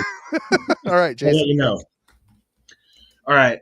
I'm going to go with another pretty unique record, Orphanland Sahara. Oh, cool. Mm-hmm. That I received as a promo because at the time what was I doing? writing for Terrorizer maybe back then. I don't remember. Got it as a promo, and from Holy Records, I believe, and never heard of Orphan Land. And I looked the one sheet, like, oh, they're from Israel. That's really cool. And Orphan Land is a special band. They wear their culture and their influences on their sleeve. It's really unique, really engaging, super melodic. At the time, it was like nothing I'd ever heard before. And I mean, honestly, they're such a singular voice. Like nobody really sounds like Orphan Land. I don't know. I've ever heard Orphan Land. They were always one of those bands that I saw in the ads and never checked them out. Yeah, it's been a long time since I heard them, but yeah, kind of a cool, interesting, unique band. Sahara is probably my favorite record of theirs. I haven't followed them like super diligently, but that one is, especially for that time. I mean, 94, it was, like so much of everything I was listening to was so Eurocentric that it was really interesting to hear a perspective like that. And it really shines through. And it was so positive, so much of the stuff I was listening to was so negative. This music is so positive, but it's a fantastic record.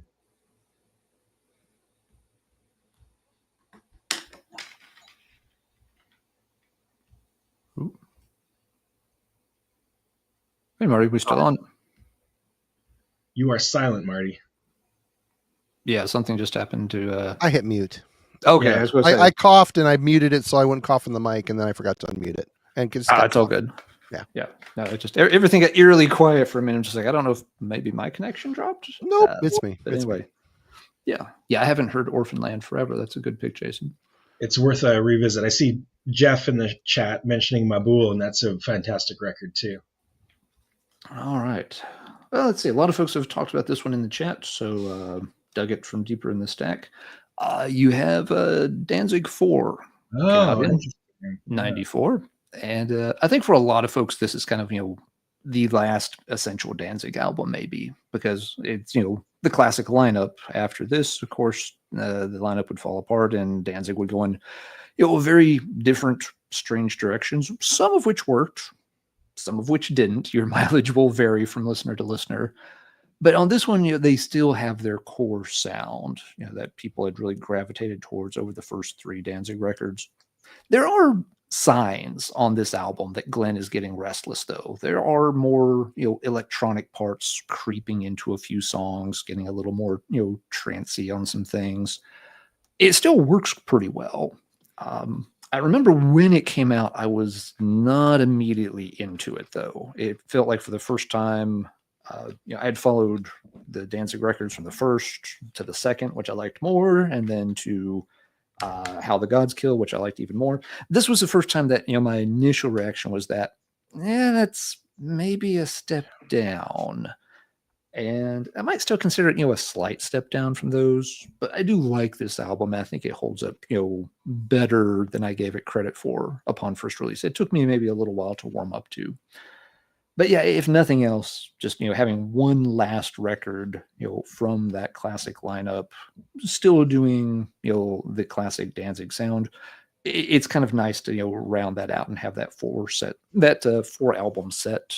Whereas after that, you got to pick and choose a little bit. Those next few albums are not necessarily well loved by fans, but 4P is still, it's almost like the Slayer that I started with. It's a good album, whether it's an essential Danzig album. I think there's enough there with the lineup to make it qualify. But if you had the first 3 and you didn't have Danzig 4, you're probably okay. Wade's asking, is it worth $30? I don't think I'd want to pay $30 for a copy. Wade, no. Is that what it's going for these days? That would be unfortunate. I know some of the Danzig stuff has gotten kind of pricey. When he goes to retire, I'm sure all that stuff will get released. That's probably his retirement plan. Could be. He's old. He's like super old, isn't he? I mean, he's got to be. I mean, he's doing Misfit stuff, in 77. Yeah. So yeah, I mean, just his music career alone, and he's 50. Even if he started early at 18 or so, he's got to be pushing 70. Wow. Yeah. All right. Well, let's talk about this. There was mentions of this in the chat, and yeah, Godflesh, Selfless. Yep, folks have asked about that one tonight. This for the longest time, my favorite Godflesh album changes a lot, and this isn't a band I listen to a lot, but when I do, I'm in the mood for it, and I'm really locked in with it. There's just something about this album. It's a really well produced. They got a little bit of that Columbia money, I think. It's a really good production. There's a hypnotic quality to some of this stuff. Repetition is the name of the game in Godflesh world. Let's be honest. But for some reason on here with that good production and really memorable way the riffs are wrote on this one, it's just very much hypnotic in a good way. I really like this record. And there's a good mix of intensities and speeds and soundscapes on here. This is my favorite, but there's some weeks where the self-titled debut is my favorite. And there's days where Street Cleaner's my favorite. And then I'll even swing back around, and I hated Slave State when it came out, but now I listen to it, I'm like, wow, this is great. What was I thinking? It's just a dancey ass Godflesh record, and it's great. So I mean, this is really a band that had their own style, and I could see why they were pissed off at Pitch Shifter in the early days of Pitch Shifter, because they were they were like the crust punk version of the Godflesh sound early on. But I always love Selfless. It's long. You're going to be taking a beating for a while, but it's long and repetitive. If that's two words that don't sit well together for you, then I would advise not listening to that. But if you're into more experimental type stuff, industrial influences and whatnot, that would be Selfless is a good one to start for sure. And that brings us back to Mr. Walton. There you go. All right. Let's go with a controversial one. Excuse me. Pyogenesis, Sweet X-Rated Nothings. Oh, I love that album. Yeah, me too. Never heard it. It's, Pyogenesis, they were pretty standard doom death, I guess you'd call them. And then Sweet X-Rated Nothings was this weird, it was the time to be strange, and it was one of the first metal records I remember, one of the first metal bands that really went kind of full bore into the alternative, quote unquote, grunge scene. And this was kind of like the first foray into that. And it wasn't, I don't want to say it's a good record, because I'm not sure that it is, but I love it anyway. The vocals are pretty wonky. The riffs aren't that great. The production's a little lopsided. The whole thing's just pretty ill-advised. Oh, it's a bad record is what you're saying. I love it. I really do. Like, when I listen to it, it puts a smile on my face. It's really catchy. It's just not a complete statement. It's not a complete record. It's like, it feels like it's an unfinished record, but it's just something about it that's so endearing. It's like an 8-year-old boy with a snotty nose that you just want to hug. It's like, oh, like, you're cute. Okay, that's like, okay, like, keep going. You're trying really hard, but you love him anyway. Zisma was another one of those bands that kind of went that direction, weren't they? Or they go a little bit more alternative rock? Well, they were more like with that. I think it's on my list too, actually. Zisma's Deluxe. Let's just go into that real quick. Zisma Deluxe was also in '94. That's more like almost like Kyuss in a way. Yeah. Like where Pyogenesis was more like eyeliner and more like Stone Temple Pilots kind of trying to be. Zisma was more like Four on the Floor, like hard rock, Kyuss, Queens of the Stone Age type stuff. That's another. Once the band started shifting away, I'm like, nope, I can't. Oh man, I can't. Nope, not they're yet. So good though. Deluxe might be my favorite Zisma record, and the record they released 2 years ago was fucking phenomenal. Like they're still on top of their game. Right on. But it's a different beast. It's not Swarming of the Maggots, Yeah, right. Not everything can be that awesome, but yeah, that's true. That's very true. All right, Alan. Yeah, that's a good description for Pyogenesis. It's not a good album, but it's a very fun album. Yeah, it just kind of rocks out. It's very catchy, very, very fun. The girl I was dating at the time, it was her favorite album that came out around that year. She would play that thing to death anytime we were hanging out, which was cool by me. Let's see. Okay. Underground band. I always champion these guys. Love them to death. They only released one album and it didn't come out until later, but they had I guess it's an EP. It's got 6 songs on it and I never know what to call those, but we'll go with EP. Armored Angel from Australia released one of their 2 best EPs in 94 with Mysterium. Same cover artist as the Virgin Steel from earlier, I think. Similar style, but no booty, not this time. Nope, no butts. You get a dragon sigil kind of thing going on instead.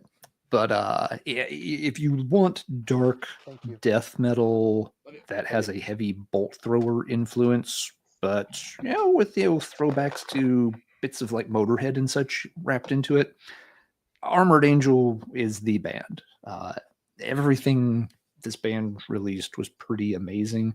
They changed styles a little bit over the years, but these early to mid 90s releases, you really hear the bolt thrower influence dialed up, but they also have a more of a almost trancey kind of vibe. They'll develop these heavy, crushing, very catchy riffs, and they'll repeat them, so that you can really, it never feels groovy per se. It's not groove metal like, stuff that was popular in America at the time, but you can definitely kind of, get into that groove and just, they'll repeat it long enough, that it really develops its own kind of, extra layer of atmosphere on top of what they're doing. And they just executed it expertly. This was always Lucy's band. He was working with the Green Brothers with this lineup.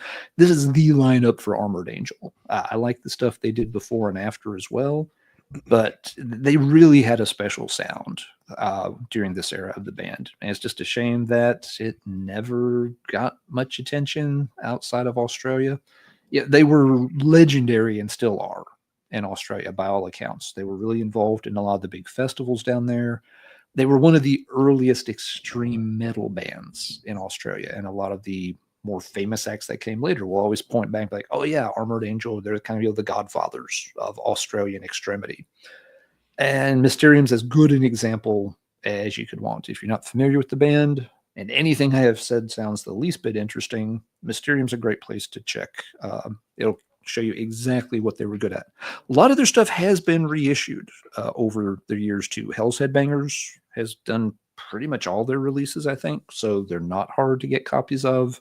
You don't have to go track down, these old independent CDs or anything. Lots of distros will still have the recent reissues. One of my favorite unsung and underground bands, Armored Angel and Mysterium.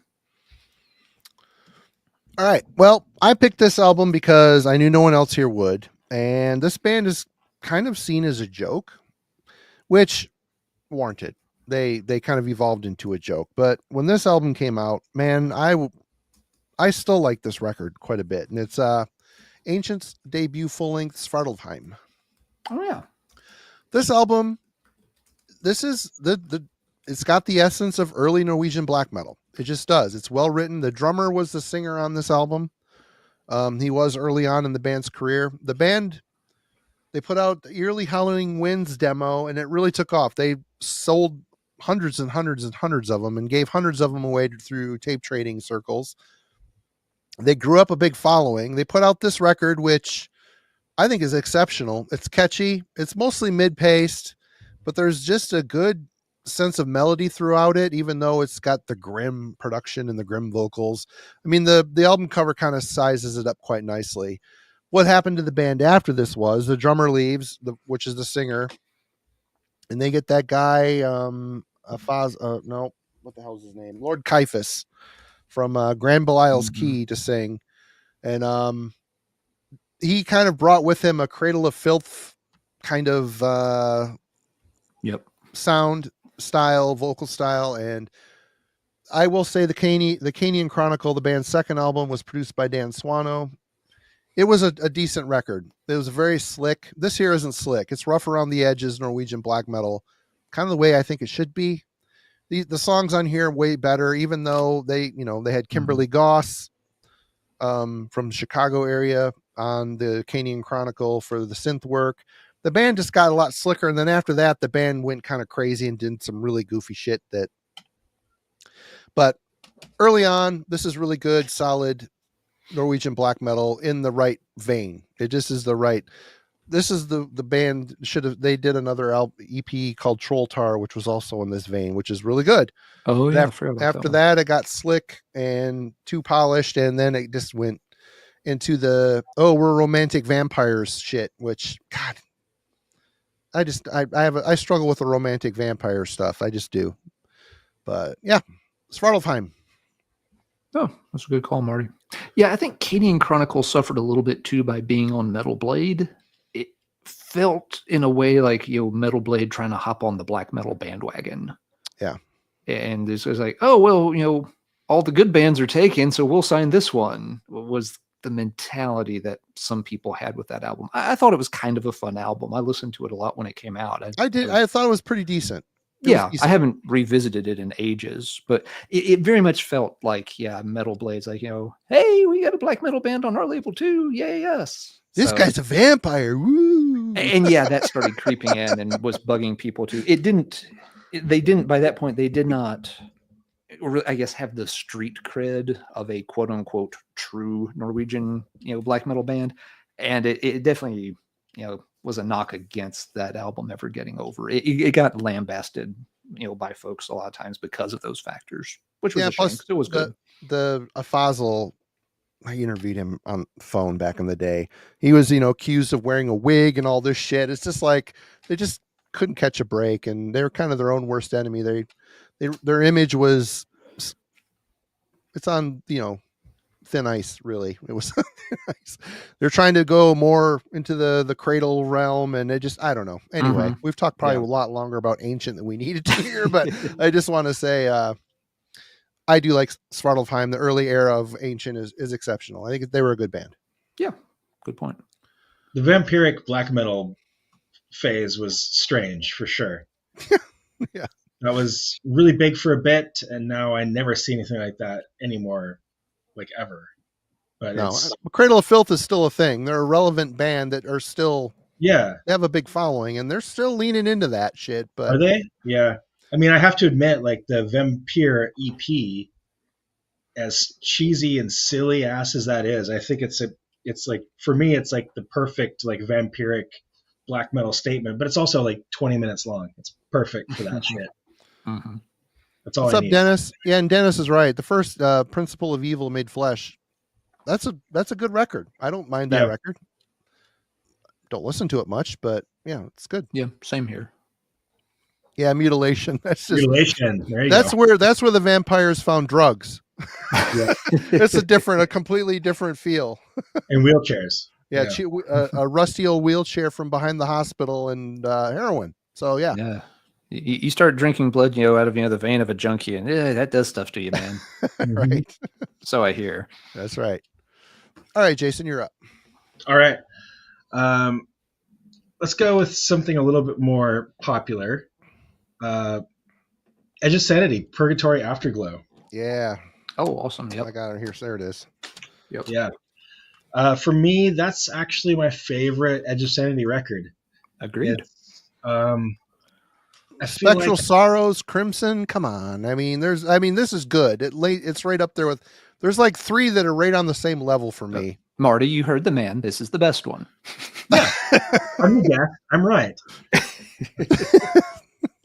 I feel like it's not the most popular one usually. No, it's not. Because it is. I think to me it feels like a collection of songs. It doesn't feel like an album per se, and it is really poppy in a death Black metal Tears. way. Yeah, very poppy. Black Tears. Yeah. But that's what I love about it. It's like I love a good poppy death metal record. I mean, I still say that Blessed Are the Sick is like a pop death metal record. Like I can sing every fucking lyric of that album, like front to back.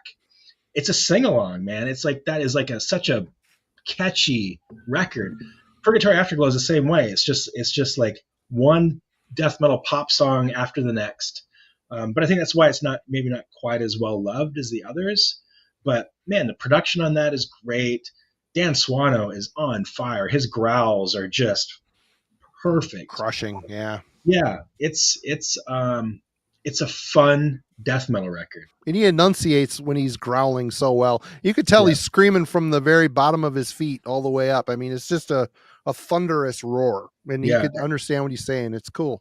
And his cleans too. His cleans are fantastic. One of the best. It's a great record. I will say we covered on Wednesday night on the album club. We did the Witherscape, the second Witherscape album with Dan Swano. Check it out if you're a Swano fanboy. Oh, it's basically Swano's take on Opeth, but I like it better. Okay, I don't know. This is good shit. Good shit. But this is classic. What do you have to say about this one, Alan? Oh, Purgatory. Yeah, it's my favorite. Jason nailed it on that one. Great poppy, catchy stuff.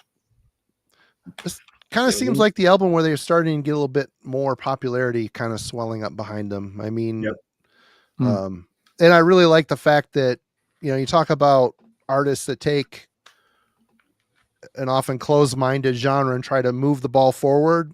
It seems like Swano, I think the rest of the band maybe weren't as agreeable to that, but Swano kind of did it, and he did a great job. He's got that perfect prog cleans in his voice, and the album before it, you had that gothic song on there. I can't remember the name of it off the top of my head. He's a Sisters of Mercy fan. Obviously, the debut Nightingale sound like a Sisters of Mercy record, which is killer. It's a killer record.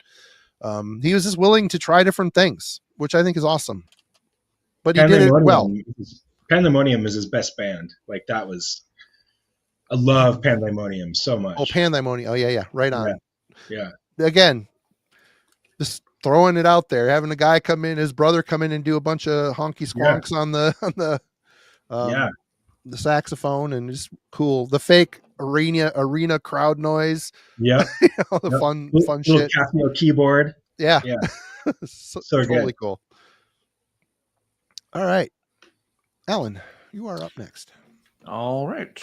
Another death metal band was doing something a little different. They were at kind of a crossroads and went down a different fork. Hypocrisy's third album, The Fourth Dimension, which I hate it when bands do that. Save the title for your fourth album. But it's a nitpicky thing. But Massey's out of the band, so we're down to a 3-man lineup here. And the first albums are quite good. I really like those first two from Hypocrisy. And it seemed like, they had done well, gained some popularity. So to suddenly, lose, a very recognizable frontman who obviously went on and did well with, Dark Funeral and stuff. Yeah. And to also then kind of change directions here, you drop more of the, occult, satanic-y, evil kind of vibes, and you start playing up, the weird X-Files kind of stuff more instead. But you also slow a lot of it down. And that was the thing that really caught my attention and impressed me about The Fourth Dimension, was they still have, plenty of faster, aggressive songs, but they weren't afraid on several songs to go into, a really, really slow crawling kind of tempo. And I guess we'd think of it as, doom death now. At the time, I didn't have a label for it, but it's just like, that is massively heavy, and I really like it. So again, the classic logo is gone. It's replaced with, just, kind of a font. And we always know that's a bit iffy, but I think in this case, it works out okay. It's not my favorite Hypocrisy album. It's kind of a transitional album in a way, with a change in sound. And obviously after this, they would kind of start to go play up the melodic side a little bit. And that worked fantastically. They were good at that too. And I think that's, for me, the take-home message with Hypocrisy. Even though they changed styles, they did really well at all of them. The early evil shit is great. This really heavy, slower, dark stuff is great. And the later, more melodic, vicious, faster stuff is also great. So, Hypocrisy was just, you had the talent. And even though they changed styles, they always did well. But I always kind of liked this album. This was I'm pretty sure this was my introduction to Hypocrisy. I'd heard some songs on compilations and stuff, but I think almost certain this was the first one I got to hear the full album of. So yeah, another death metal album that caught my interest because the band was doing something different. They weren't just in the Cannibal Corpse assembly factory putting together more of that style of death metal, which I had just had enough of by this point. Yeah. I mean, this was for some reason a hard record for me to find, but when I got it, it was very atmospheric, very different, very different. It's a cool record. It's very, very dark, very heavy. All right. Which direction you want to go next, Marty? I have piles. We have really been working around the black metal core. I've got them pulled here. I'm waiting for other people to talk about them, but we're going to do another. I think we're in kind of the good, the bad, and the ugly mode of just staring each other down, waiting for somebody to finally reach for Transylvanian Hunger or something. Yeah, that's what I didn't want to pick it because I knew that Marty would. Me and Austin and Ben and Roger just talked about the entire Darkthrone catalog a few episodes back and got completely hammered. Bad, but it was a fun conversation. Anyway, let's go weird or obscure. Let's do Uncanny Splenium for Nectophobia. This is one of those bands that might have fallen through the cracks because, Swedish death metal, right? And it totally leans into that unashamedly. But this album is really well written. It's really well produced. The songs on it are good. A lot of life, a lot of fire in it. This is a Dark Descent, the Crypt reissue. I have the original CD, but this was, I thought, a little bit more visually appealing. But I don't know. I always thought this was a really good record and one of those bands that no one really talks about. I don't know how the hell I fell into the CD back in the day, but always held up really well. Jason, are you familiar with this one? Just barely. I should probably say no. That's how unfamiliar I am. I mean, I know of it. I've heard it before back in the day, but I don't recall anything about it. And to sit here and say that it's a real, huge standout and a classic. I think when this came out, it was probably seen as one of the latecomers, kind of just filling in the gaps for, every big scene produces a lot of people that are influenced by that scene in that scene. So I don't know. This is a really good record though. I always liked it enough to buy it on LP after I already had the CD. So good stuff. I enjoy it. Good Swedish death metal for sure. I keep trying to find the more obscure stuff because I know that the other shit would probably be more picked. But what you got, Jason? You're up next. All right. Well, speaking of obscure, I'm going to go with the first Cascadian metal band. That's going to be Windham Hell's South-Facing Epitaph. Oh, shit. Windham Hell, Leland Windham and Eric Friesen, Snoqualmie, Washington, home of Twin Peaks. Weren't you in that band for a minute? No, I was not technically in the band. I was good friends with them. Your friend? Okay. I knew there was some connection somehow. Yeah, Nothing's first demo was a split with Windham Hell. Oh, that's what it was. Okay. And Windham Hell were on Moribund Records. Yep. They were arguably the first Cascadian metal band. And, they another just super deep cut and super interesting, strange band. This record is filled with Twin Peaks samples, super ambient, a lot of shredding, drum machine, just unbelievable guitar work. Strange muffled voices and vocals, creepy as fuck. Just another totally unique and completely underrated record. Do you remember this one at all, Marty? You know what? I don't know that I ever heard it, but I remember back in the day opening up packages, and every package I got either had a Black Funeral, Journey to Horizons Lost flyer in it, an Internal Bleeding demo flyer in it, and a Windham Hell flyer in it. I mean, they were on top of the flyer game back in the day. That was the internet back then. You'd open up a package with all these ads come out of it. It was cool. Moribund was pushing that shit heavy. It was those Moribund flyers were like everywhere. Yep. Yeah. But yeah, it's still a great record. It stands up. Eric Friesen's been gone for a while, like 10, 15 years. But man, like it's just such a completely unique band. And so many people have never heard them. It's just, I don't think they're on streaming anywhere. It's like really hard to hear, even if you want to track it down. But That's crazy. yeah. And it's an early Moribund release. You'd think, Yeah. you know, Odin would have all that shit he keeps pretty well repressed. I wonder why that isn't still in circulation, unless I don't think anybody really knows about it. You know, I mean, I think it was just kind of a blip on the radar. I think it had its day there in the late 90s, mid to late 90s for a little bit, but I don't think people really know about it. What was the album called again? This one is South Facing Epitaph. Right on. All right. Cool. Yeah. Hell, I haven't thought about that name in a long, long, long time. Yeah. Blast from the Past for sure. Yeah. Great band. Yeah, I never really checked them out. I mean, I always got the joke. It was funny because I had an uncle, and all around that time, you know, like every holiday, basically, he was the uncle you just bought the Windham Hill collection CD for. Exactly. Yeah. So the Windham Hill thing is just like, I see what they're doing there. Yeah. But yeah, I never came across their stuff back then to check out. Well, they're all about Twin Peaks because Twin Peaks was filmed in Snoqualmie, where they lived. And the main guy was Leland Wyndham. So Windham Hill.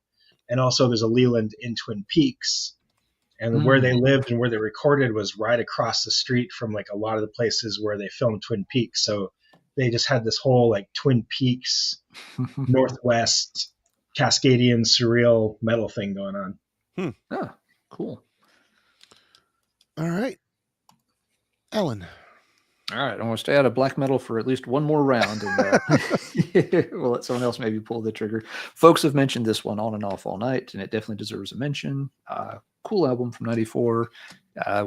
Kyuss, Welcome to Sky Valley, which some people just call Kyuss, but I've always known it as Welcome to Sky Valley. Perfect riff album. There isn't a bad riff on that entire record. It's so catchy. And that's one of the things that always helped set Kyuss apart. You know, they had, you know, cool songs, they had groovy songs, they had weird songs, but they always had great riffs for stuff too. You know, from this, you know, also on, you know, Blues for the Red Sun. Sometimes, you know, for me, stoner bands, whether you call it stoner rock or stoner metal or whatever, sometimes those bands get a little bit too much into the groove and the riff kind of falls apart. It's like, it's heavy, it's fuzzy, but it's kind of amorphous. You know, with Kyuss, yeah, there's always, you know, very clear, you know, big riffs and hooks there to get you. Those are the bands, you know, that I tend to gravitate towards when I want this sound. Something like this, you know, Orange Goblin, you know, when they're really at their best. This one's just, you know, a fun album in terms of like a full listening experience. If I want to hear an album start to finish by Kyuss, you know, this is the one I'll pick. If I'm just wanting individual songs by Kyuss, I tend to reach for Blues for the Red Sun instead. Yeah, that one's got, you know, just some absolute, you know, killers on it, especially the first few tracks. But yeah, you know, Kyuss was again doing something a bit different with doom metal, drawing on old influences, but really making it their own sound. And you know, had come a long way from the debut album. Changed and really developed, you know, this thing that spawned, you know, an entire subgenre or 2 or 3 subgenres, depending on how many different things you want to apply the stoner label to. But yeah, very cool band. Another band that feels like they kind of, you know, called it a day a little too early. You know, you've got those, you know, 2 great albums. Then you have And the Circus Leaves Town, which has some good songs on it, but you can tell things were not great in the band. And it's like, oh, and that's it. It really felt like they could have lasted longer and done bigger and better things, but it just wasn't meant to be. Yeah, I love that band. I'm a Blues for the Red Sun guy, but yeah, great album. Yeah, what a great band. Yeah, I'm a Sky Valley guy. I love it. It's just why not both? Why not both? Why not? But it's the only Kyuss I own is this one, and I own 1 Kyuss record and 1 Queens of the Stone Age record. That's it. Yeah, you'd like Blues for the Red Sun too, Marty. I probably would. It's in that same vein as Sky Valley. Just like I said, I think it's a little more song focused. Just like individual tracks that stand out really, really good. Whereas Sky Valley is like, you kind of zoom out and you get, like the whole album experience more. And Josh Homme has just got that guitar tone where he could just palm mute the an E forever and it would sound killer. Yep. Great tone. Absolutely. Yep, Zach commenting on that here right now, actually. Right on. Okay. Very cool. All right. Well, I know the Norwegian black metal storm is coming, so I figured I'd show one from Sweden instead. Let's go with Opus Nocturne by Marduk. Yeah. Nice. Great. And the song Sulphur Souls on here, what an absolute killer song. Absolute killer song, probably in their entire catalog. And the thing that makes this Marduk shit really special is obviously they were known for speed, but the riffs are catchy. And the standout is B War's bass playing. He played through a Rickenbacker, and Rickenbacker has a very distinct tone that cuts through a mix, always does. You can just really hear, this and Heaven Shall Burn When We Are Gathered. You listen to all that stuff and just those bass lines cutting through there. So savage, especially in that fast pace, tremolo picking style. This band was great. They're still good, but this is a special record. It's got a lot of atmosphere, a lot of reverb on this thing. It's just a classic from their early era. Really well written songs. And again, Sulphur Souls, man, what a great song. I listened to this today as I was, I'm like, shit, I haven't spun this a while. So I threw it in the player while I was harvesting CDs. I'm like, fuck. Holds up big time. Definitely check it out. Yeah. Great record. Marduk is not my favorite in general, but that record and Those of the Enlight. Yep. Fantastic. You can't really complain. It's just, they do what they do really, really well. And they were kind of the progenitors of the Swedish sound. I mean, there is a difference between the Norwegian and the Swedish sound. The Swedes were typically faster. Again, a lot more tremolo style riffs. The melodies are just different. Whereas Norway, they play all 6 strings for that folky sound. It's different, a very much more folky inspired sound when it comes to Norway. But anyway, we'll get into that here, I'm sure, in a minute or two. Yeah, cool album. It's that was the album that I would see advertised that got me to check out Marduk. I'm just like, everything about that makes me want to hear it. It's a cool cover. I'm sorry, what, Jason? Sorry, it's a really cool cover. Yeah, it is. Mm-hmm. And I feel like that wasn't always the case with Chris Verwimp. He's been around the block a few times. Yeah, for sure. Yeah. It's a great cover. I mean, it's from a band that did Fuck Me Jesus, Yep. Talk about iconic though. It's iconic. Yeah. It's, I appreciate it. Yeah. I do. Absolutely. Yep. Yeah. I've been meaning to go back. I have not played early Marduk in a long time. I actually I was almost picked up a copy of Those of the Unlight again recently, and for some reason I didn't. Don't remember what happened. But yeah, I saw that band play live in North Carolina of all places, and that was kind of surreal. Just like, I mean, it's like a very small venue in western, kind of more rural part of North Carolina. It's just like, wow, this is cool. How'd you guys end up here? I don't know if this was recorded by Swano or not. Maybe. I can't hardly read the damn font because my eyes suck. Anyway, Jason. I'll gamble to say yes. It probably was. Yeah, probably yes. I'll look it up while Jason does his next one. Okay, I'm gonna go for it. The unspoken one so far, In the Nightside Eclipse. Here we go. Yeah, I'll break that cherry or pop that cherry or whatever. So this record is very special to me. I was such a death metal guy that I came to black metal late. I was aware of Bathory. I was aware of Venom. I was aware of, a bunch of black metal, but nothing really struck me in the same way that made me want to pay attention to black metal. And then I saw an ad for this record. I want to say in Terrorizer, maybe. And it was Emperor in their style of corpse paint that they had at that time, all the blue hues. And I just remember thinking, like, what the fuck is this? Because with death metal, it was such a like, oh, you don't dress up, you don't wear anything unusual. You wear shorts and a death metal t-shirt. You don't wear makeup. You might wear like a gauntlet or something, maybe, but even that at the time, Gauntlet and shorts. Well, that's a nice combination. Nice gauntlet, a pair of shorts, cargo pants. It works. Like, I mean, but most of the bands I was listening to wouldn't even wear like a gauntlet. It was more like, you know, the Florida style of shorts and a t-shirt. And so to see a band like Emperor, I was just like, what the fuck is this? Like, this is so strange. I'm like, I have to hear this. And I ordered it from somewhere. I don't remember. It took me forever to get it. I finally got the CD.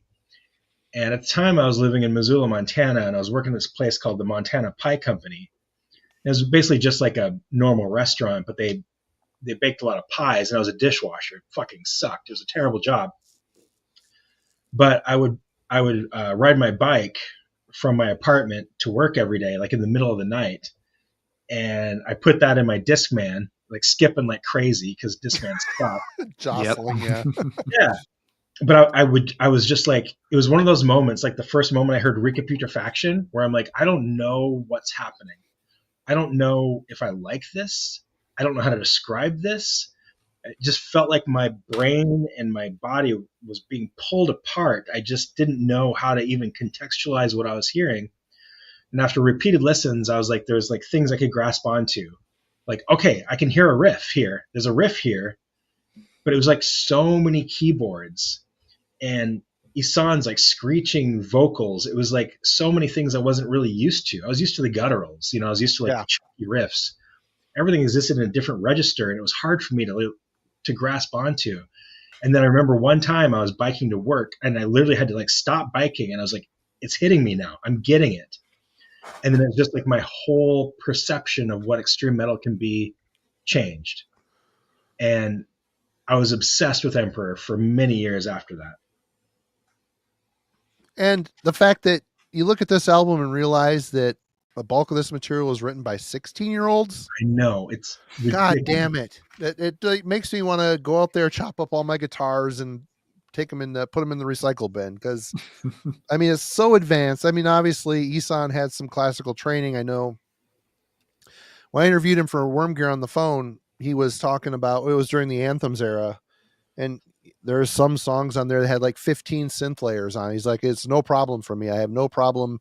I could have added more, but I had to show some restraint in the studio or it would become a wash. Yeah. But even with all these infinite layers, Nightside to me still has the cult Emperor attached to it. I mean, you get to Inoue Satana, you know that the next album is going to be a little more sophisticated because that song, you could tell it might have been later in their writing session. It's more symphonic. It's more atmosphere. It's more, I don't know it's just more, but, I Am the Black Wizards, Beyond the Grave, Cosmic Keys to My Creation in Times. I mean, they're demo rules. Even the so-so production of it adds to it. And even though they had a cult black metal aesthetic to them, the songs were still really strong. They weren't just some guy in a room with a drum machine. It's a lot of thought and songwriting chops went into these tracks by 16-year-olds. Again, it's just like, yeah, the compositions are so sophisticated. Yep. I mean, even the Wrath of the Tyrant is just so good, so amazing, and you can hear that in this record. You know, it's not like a totally separate band or statement. It's so sophisticated and so unique, so different. It was like the first time I heard the key. I'm like, wait, what are these keyboards doing in my death metal? Like this horrorphonic is so keyboards, yeah. Yeah. It was kind of the same feeling. I'm like, I don't know what's happening right now. Yeah. What about you, Ellen? When was your first with Nightside? Yeah, very much in line with what y'all are saying. The visual presentation was amazing. Their style, like Jason said, their style of corpse paint just looked better. Right. Yeah. For sure. You know, some of the classic pictures of them, just, you know, they look so tight there. You know, the classic, you know, Necrolord, you know, cover art. It's one of my favorites, you know, from him. Just, you know, so much, you know, little detail there. Really cool. So much depth in the painting. I mean, yes, it feels like you're standing on that precipice looking into the chasm, you know? Yes. Yeah. Cool. It's really good. I said earlier, I couldn't quite remember what my first my first black metal purchase was. If it wasn't Ceremony of Opposites, it was Nightside Eclipse. I can't quite remember what order I got them in. I saw Nightside Eclipse first. The local indie store actually did get a copy of that. It would have been sometime in like middle or late 95, though. Again, black metal we were not on the cutting edge in my corner of Ohio when it came to black metal. And I saw it and like, this looks really interesting. But I was a poor college kid who was also washing dishes at the time. And I was like, maybe I should find out something about this before I blind buy it. So, went, that weekend, called the college radio station, asked me, hey, have you got anything by this Emperor band? They played they had a promo of it. So they played a song. It's just like, holy shit, that's cool. Ran back to the record store the next day. And of course it was gone. Yep. So it took a while for me to track down another copy of it. But yeah, it shows, right off the bat, how very talented some of these black metal musicians were going to be. This wasn't just lo-fi noise being made by kids and that didn't know what they were doing or something. You could tell right away that there was a lot of sophistication to this. And again, that visual presentation, people of course can say it's cheesy. Corpse paint has become extremely cliche since then, but for me that was a big draw. Because like you said, Jason, a lot of death metal by that point was just like, yeah, we're going to sing about all this, horror, gore, slasher stuff. And we're just going to stand here in some jam shorts and high tops, while we do it. There wasn't a lot of visual appeal to it. It's like, okay, that's cool. You're from Florida. It's hot there. I get it. But yeah, to see bands, really start, putting, this kind of work into like, presenting themselves as something very unique, and very much wanting to set themselves apart. It's not like I ran out and started corpse painting myself or anything, but it definitely was like, that's cool that they're putting that much effort into it, that they're not just throwing on a sloppy t-shirt and hammering out some riffs. So, I definitely the album just worked because it felt like it was just taking it to the next level. Yeah. And I'd obviously seen corpse paint before, but in comparison, the corpse paint I'd seen before seemed goofy. The way that they did it, it was kind of like what I said about Samael. Like it was so elite. It felt like it was elite. Like this is very proper. This is very precise. Like Emperor felt to me like a very proper, like gentleman's black metal. And so far, like when the Reverence EP came out and the song Reverence, where he says fuck in that, I was like, wait, like they're swearing. Like this is really weird. Like these guys are so proper and they're so like, buttoned up. And like, I love that so much about that period of time of black metal where it just felt like this like satanic elite almost. And Nightside just embodies that for me.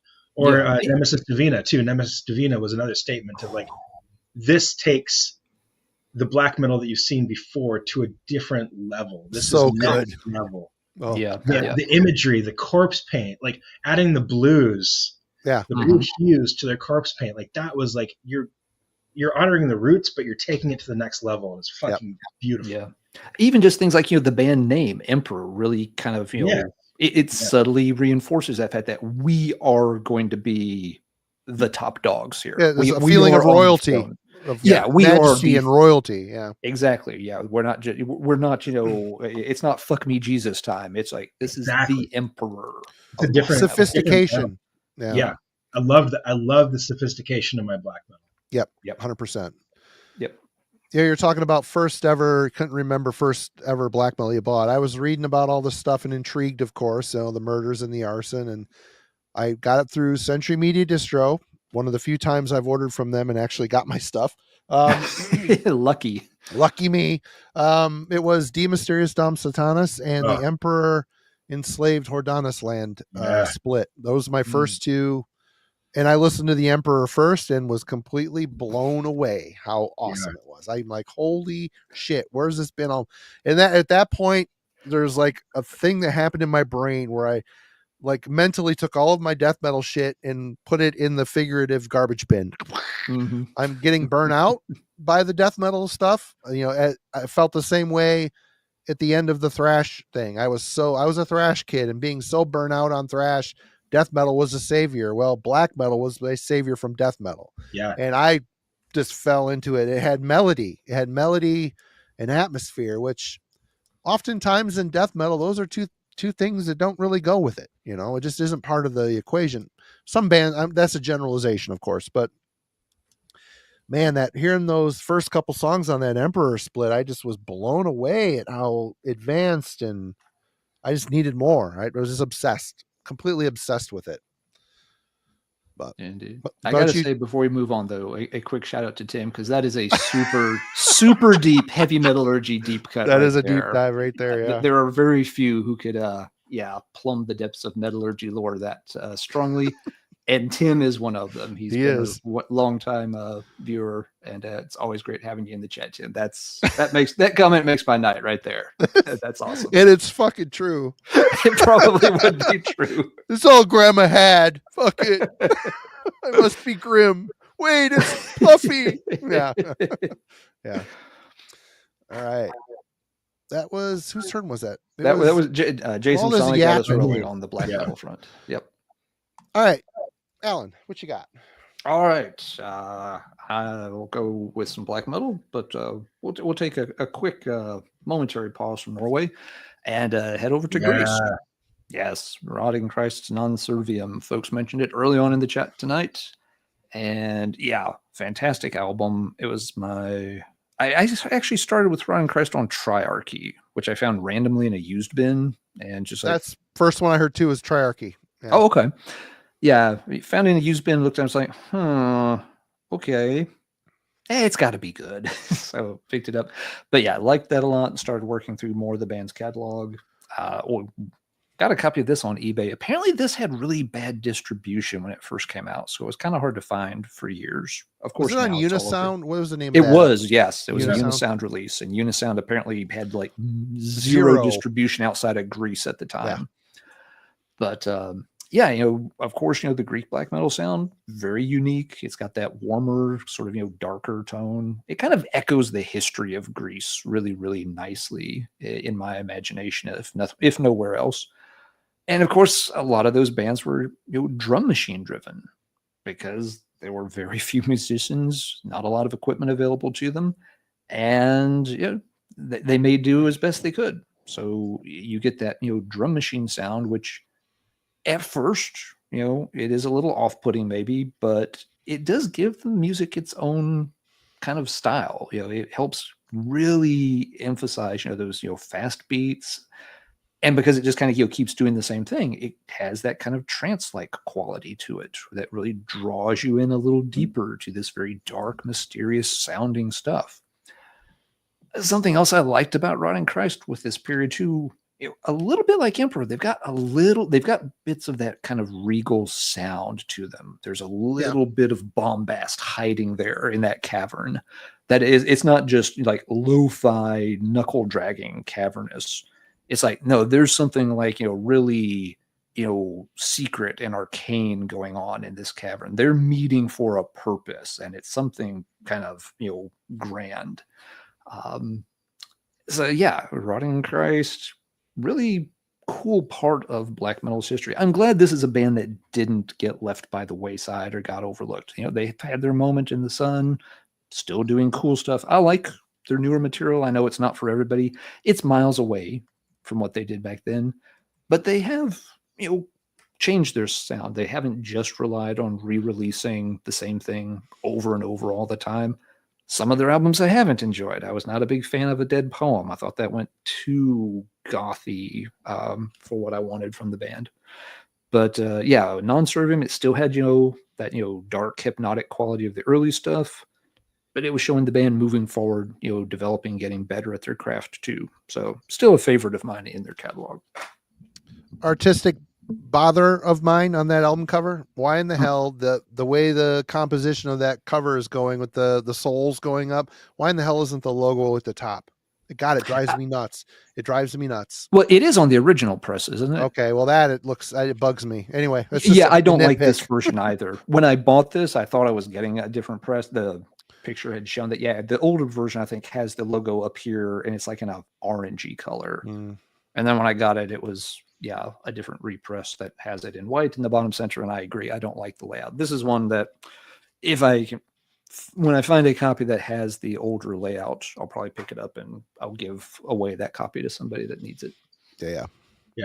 Fantastic band, fantastic record. I'm a Thy Mighty Contract guy myself, but man, that record is awesome. And I saw them at Hell's Heroes last year too. And, I hadn't really followed them in many, many years, but they headlined, and watching them outside in front of thousands of people with the Houston skyline behind them, it was magical. It was wow, one of those moments where you're like, this is so strange. Like, I'm in Houston, fucking Texas, watching Rotting Christ. I'm surprised they allowed them in the state. Yeah. With the Houston they still get skyline concerts behind them. canceled because of that name. Yeah, I mean, but it was they were on fire. They were so great. They played a nice retrospective of their entire catalog, and yeah, what a great band. Great band. All right, I don't know where I'm going here. I've got so much stuff here. Well, you've got about 45 minutes or so before we hit the witching hour. You might want to pull out some of the big guns. Just saying. Big guns? We still have several big Norwegian ones. We've Yeah, you know what? gone. I will start with He Who Shall Not Be Named. But you can't get out of the conversation without talking about Burzum. Oh yeah. Hivis Lisette Taros. I'm sure I'm saying it wrong. If Roger was here, he would laugh and shake his head. But this isn't my first Burzum. Det Som Engang Var is my first Burzum, and I like it a bit better. But this one here, there is just an ambient quality to it. The synth work on it, it's very hypnotic. It's very dreamy in a lot of ways. As much of a freaking moron this guy is, God, he just was kind of an idiot savant or a genius or whatever you want to call it. I don't know. But there's something very simplistic about his music, but 100% unique. And then, of course, recording at Studio Grieg Holland with Pitten, the Emperors of the World, the Mayhems of the world, all the big Norwegian bands went to Grieg Holland, and it just had a cavernous, huge, almost, you could just see God sitting on a mountain looking down on humanity in these productions. I don't know. There's just something huge about the production. Always big tom fills. There are not a lot of big tom fills. He wasn't a great drummer, let's be honest. But this record is very expansive, very ethereal. It's depressing in ways. I was going through a divorce, and this and Beyond Dawn's Revelry were two albums that were in constant rotation during my woe is me drunky time. I don't know. I'll always remember that time listening to this album, but man, this record is a classic, and it sucks he's a freaking retard. No, I'm sorry, I shouldn't have said that. Not that word, but he's just awful. And this album is so special. His whole early stuff is so special. It's really hard to keep him out of a conversation. It just is. Well, he shouldn't be left out of the conversation. He shouldn't be. I agree. He's obviously a dickhead. He's obviously a racist. He's obviously a horrible person. Yep.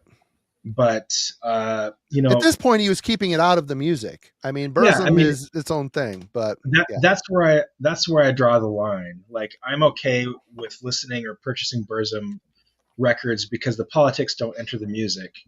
When the politics enter the music, that's where I draw the line. Burzum's never breached that, as far as I know. But like, that record is phenomenal. Det Som Engang Var was my first Burzum and my favorite Burzum. Yep. And there's nothing like it. I mean, no, his vocals and the riffs. I mean, the guy's an idiot, but those riffs, like some of those riffs are so trance-inducing and hypnotic and I pretty much stop at that record. Beyond that, it's not really my thing anymore.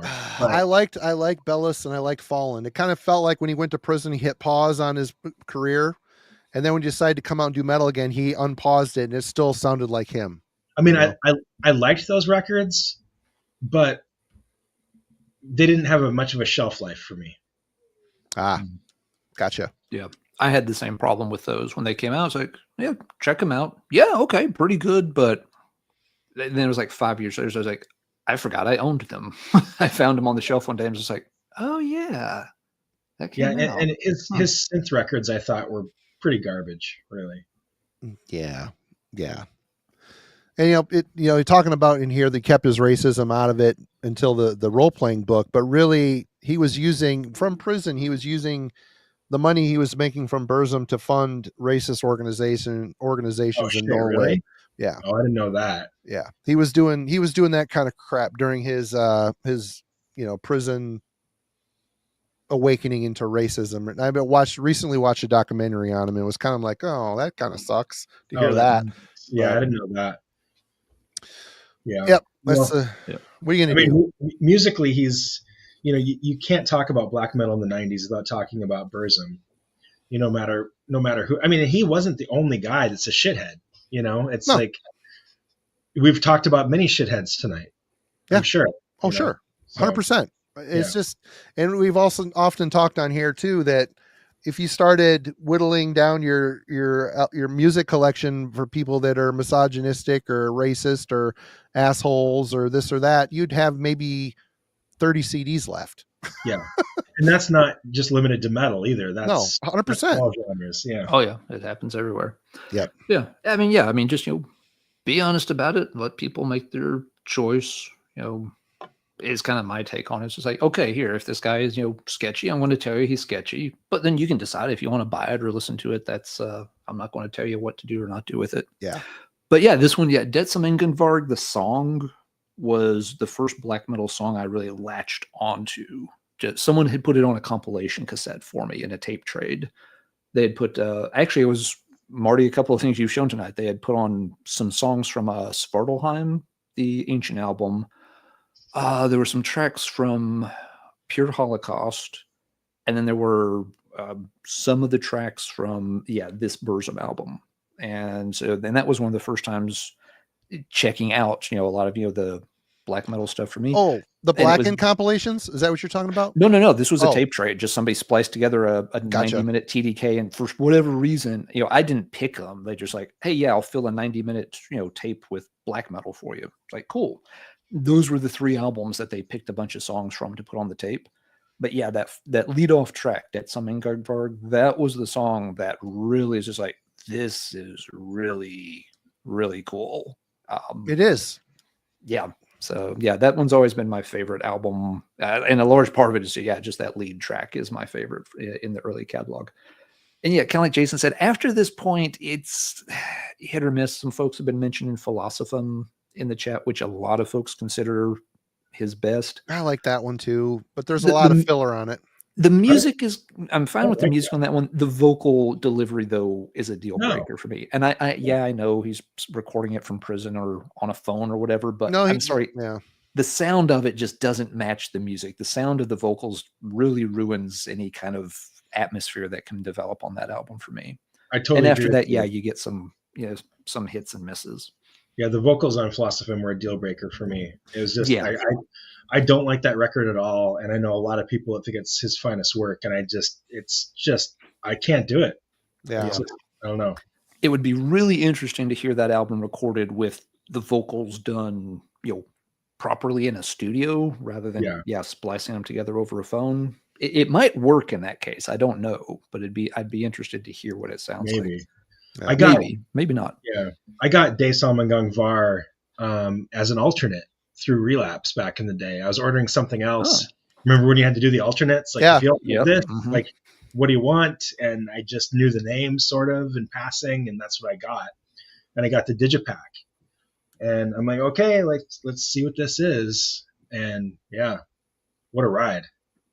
Yeah, I love the instrumentals on there. The guitar instrumental, and then the they're just really good. They're so simplistic and catchy and great, super smart harmonies. I don't know.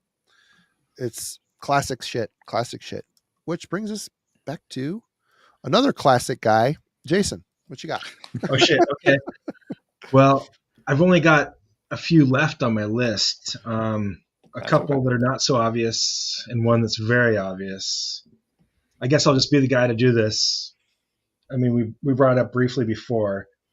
De Mysterious Dom Satanas. There it is. Yeah, obvious 94 record. Doesn't need any introduction. For me, I think it's one of the best black metal records ever made. I'm kind of a Mayhem fanboy, even though I really don't like most of their material. I love this record to death. I think just like so many other records in 94, I mean, I know this was recorded, a few years before 94, but this was another like really brave move.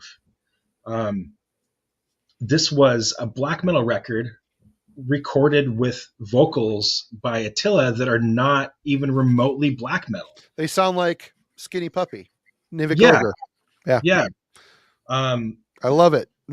I love him way more than Dead. Dead had a killer orthodox style, but me too. I love Dead as well, but Attila brought something to this record in this genre that I don't think anybody could have expected. Agree, 100%. And it makes this record so interesting and so much better than so much of the other shit that was coming out. The weird droney throat singing warbly things, like it's indescribable. And for a band like Mayhem to do that on this record in 1994 is such a bold move. But it works. Yep. And I don't know if they like knew it was going to work. I just can't imagine a band like Mayhem being like, oh, we're not going to really like have like traditional screams or growls. We're going to do this instead. Like it seems like a total like out of left field move for them. But you never hear like nobody ever talks about like what a bold move this was. But it was completely out of left field. But it was the right move because I think otherwise it would be a pretty mediocre record. I agree 100%. I mean, the music stands for itself. It's good classic music, but they really tipped the scales getting a guy. I mean, of course he had Tormentor. Yeah. Which, he really kind of shines there, but he also had a electronic side project called Plasma Pool. Yep. I've got the CD, the studio, and then there's a live CD. And it's just them doing a lesser, maybe a dancier version of Skinny Puppy, and which I love Skinny Puppy. I'm an industrial fan, and Skinny Puppy to me is one of those bands that all other industrial bands aspire to be and never could quite be. But the fact that Euronymous was brave enough to say this guy there's a lot of vision there, like trying to picture. Obviously, he's been hearing Dead sing some of these songs forever. Imagine a completely different singer with a completely different feel. He was just Attila, just way creepier, just more out in left field, and I love it. What a great idea! What a great idea to try something different like that. And just really keeping in line with like what we've been talking about with Tiamat or Amorphis or Samael, like these bands that are incorporating these other influences. But like this record might be the bravest out of all of those in some ways, because Mayhem was coming from a culture and a scene that was so buttoned up and so tight in so many ways. And they're like, no, we're not going to do the norm. Like, we're going to get this guy that does like weird ass, like drony throat singing and shit. Like, what a weird ass move. Yep. Especially when you look at like Death Crush. Death Crush comes from a place where it's borderline on punk. It's just really sloppy, punky type of black metal with a, I don't know. It's an unremarkable. I think it's important because there wasn't a lot of bands like that in Norway at the time. But for me, there's a couple songs that stand out, but the level of evolution that the band went through between those albums. I didn't mean to interrupt you, Alan. What were you going to say?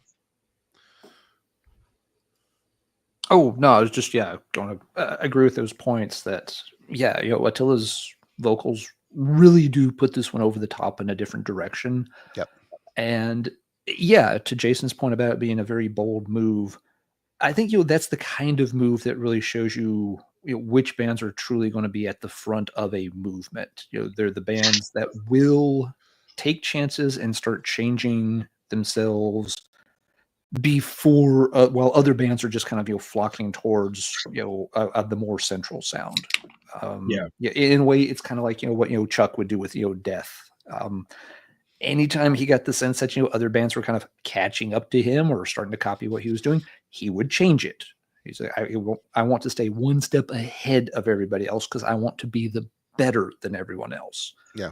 I don't know if that was in the Emperor mentality, or sorry, the Mayhem mentality here or not. They may have just been desperate for a vocalist and got the one guy they could bring in. I have no idea what the backstory is, but it does feel like they could have been thinking already. You know what? There's already a lot of bands popping up, and this stuff's getting sensationalized and all this for different reasons. It may already be time for us to move on to something else. And I think they do the same thing when they came back with Wolfslayer Abyss and Grand Declaration of War. It's like, no, we're not just going to go back and do Day Mysterious Part 2. There's tons of bands doing that. We're going to move on and do something else. And they've always, for the most part, done that, maybe until recent years. And those are the bands that, can lead a scene rather than just being one of the hundreds and hundreds of imitation bands. Some of those imitation bands are great. Some of them do a really good take on the genre and are very enjoyable. But they're always trying to catch up to the bands that lead a scene. And with this kind of move, putting out an album that, the production on this album, it's, warmer sounding than that typical cold Norwegian sound. It's got this, crazy vocalist from a different style.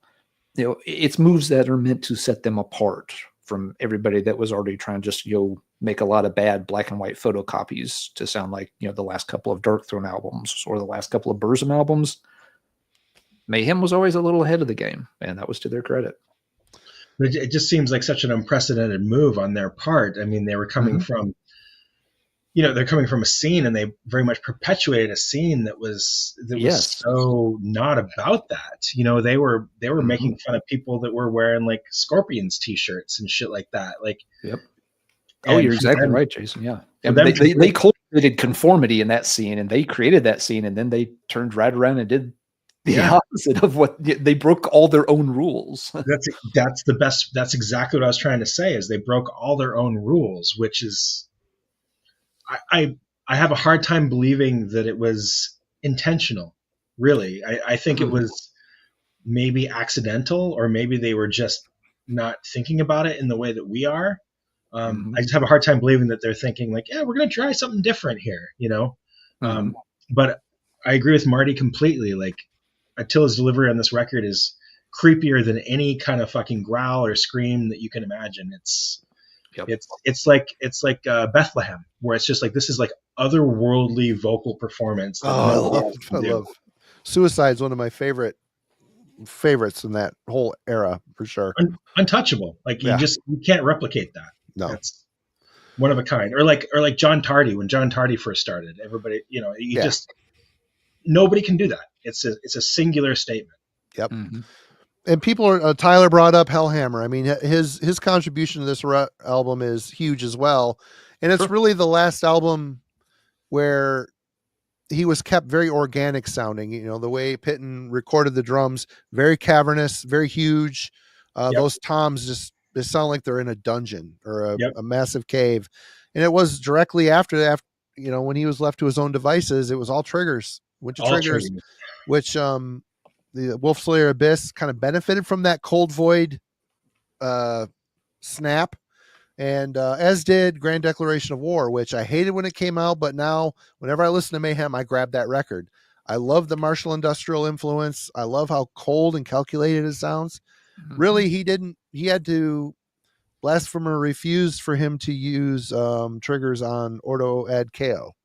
So that's another one of those where he actually had to play without triggers. But I mean, great drum performance. Varg's bass lines are simplistic, but they stick out I mean, it's just a great mix and sound. It's a classic album, 100%, and for a good reason. Yeah. And in retrospect, what an ironic situation. Yeah. To have Bard be, playing bass on that record. It's the reputation of Mayhem precedes them and will always inform the way we listen to any of their records. And I find that so fascinating. Mm-hmm. Yep. Interesting point. Yeah. Well, great pick for sure. And classic. Alan, you're up next. All right. Yeah. A lot of things here. Gotta pick and choose what's gonna. I hope Running Wild is in your stack. I left it for you. Okay. I tell you left Running Wild for me. I want to leave Transylvanian Hunger for you. So we'll I talked about it very drunkenly not too long ago on this very channel. If you want to talk about it, go ahead. It's all good. No, you've got a chance to run it back. But yeah, do need to touch on German power metal. So good. Again, this style was still doing fine in Europe and other territories. You couldn't find this in the United States for all the doubloons, at the bottom of the sea. But, if you wanted to special order it from, the indie stores or stuff like that, it was out there. And it's an amazing period for some of those bands, which is funny because, the more like, thrash bands from Germany, the 90s, I can be pretty tough for those bands' catalogs. But the traditional metal bands, the power metal bands, they kind of just keep going from strength to strength through the 90s. Running Wild released Black Hand in 94, and it is arguably their best record. People like different periods of Running Wild. I've said it many times. Running Wild did 11 albums. One of them is fantastic, and I don't know of many bands I can say that about. But yeah, this one, it feels like on this one, if anything, they kind of kick up the speed and intensity on a lot of the songs into a higher gear than they've done even on previous albums.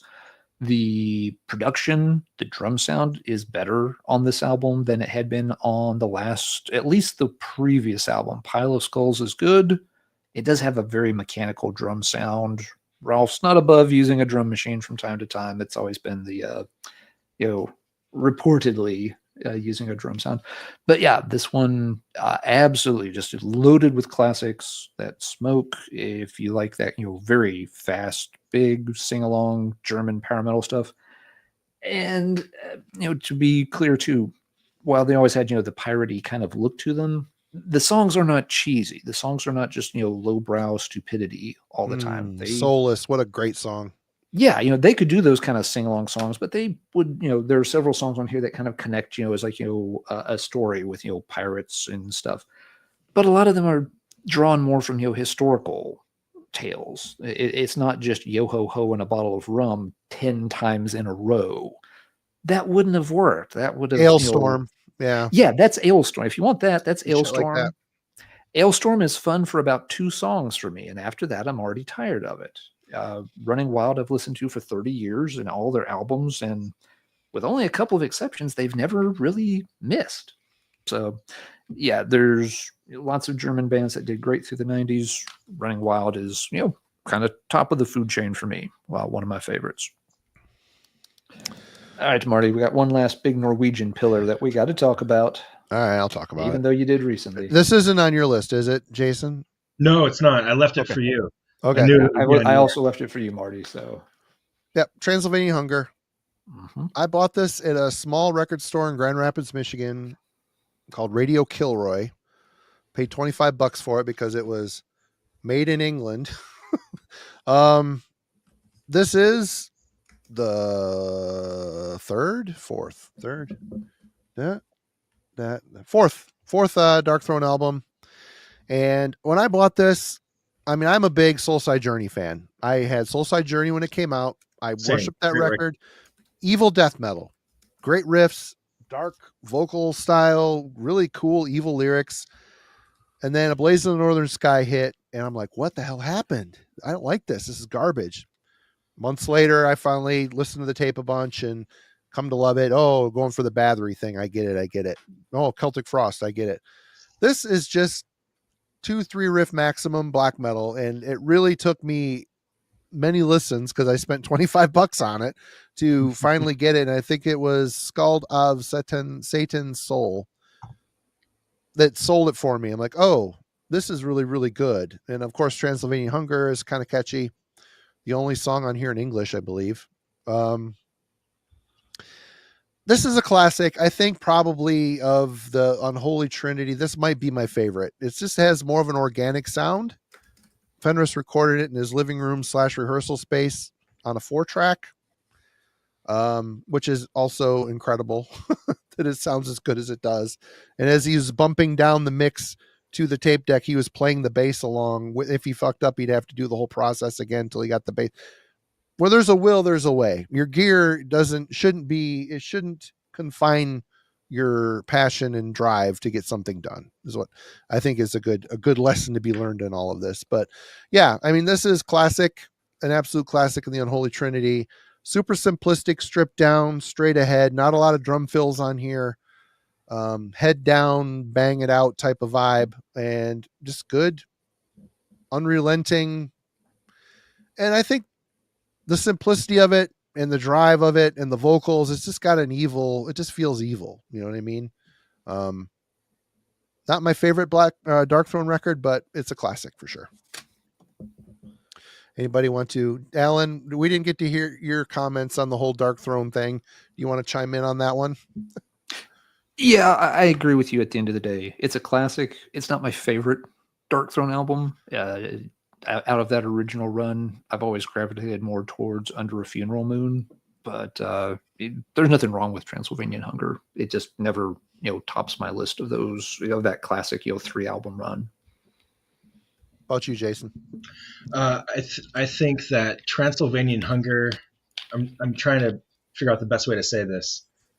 I think that it's obviously a great record, but I feel like what it's done for black metal is more important than the music itself. Mm-hmm. And I think that the legacy that it has is more important than the music itself. That's a fair assessment. 100%. But again, I do love the record. It's a perfect moment in time of that era of black metal. But as far as Dark Throne goes, I feel like Dark Throne is now the Dark Throne they've always wanted to be. I feel like love it or hate it, and I'm not love it or hate it. Not a big fan of it, but yeah. For me, it's hit and miss. Yeah, but I feel like new album is surprisingly good. Surprisingly, a step in the good direction. I feel like every time they release a new record in the last 10 to 15 years, that's what I hear everybody say. The new one's surprisingly good. I think that they are the band they've always wanted to be now. But I think, Transylvanian Hunger is great. But I'm with Alan. Under a Funeral Moon is my record, my Dark Throne record. Mm-hmm. But, undeniable record. It's left an indelible mark on extreme metal forever. It's one of a kind, really. Yep. Often imitated, like Burzum. Legions and legions of bands trying to be them, but never quite the same, Yep. Yeah, you can't replicate that, really. No. It's Yep. 1,000 bands have tried. Yeah. Yeah. Yep. All right, Jason, you got your last one there? Or you got any more left? I've got 3 left. Oh shit! Well, we're good then. Keep rolling. Okay. Keep on rolling. Okay, sounds good. Super deep cut. And I'd honestly be surprised if anybody knew about this, because I barely know about this one. This is a record I was super into around that time, and I saw them a bunch in the Midwest. Fallen Christ, Abduction Ritual. Oh, yeah. Remember that? No, I don't know that. I might have that CD. I think I do. That's another one was that on Osmos? It was on Osmos, yeah. They were just kind of like a flash in the pan for a year. Saw them at Milwaukee Metal Fest in 93, I think. They had the one record. I want to say it was a bunch of songs, and most of them were 2 minutes long. Very much like Morbid Angel Worship, but very, very short songs. Fast, too. Yeah, but fantastic record.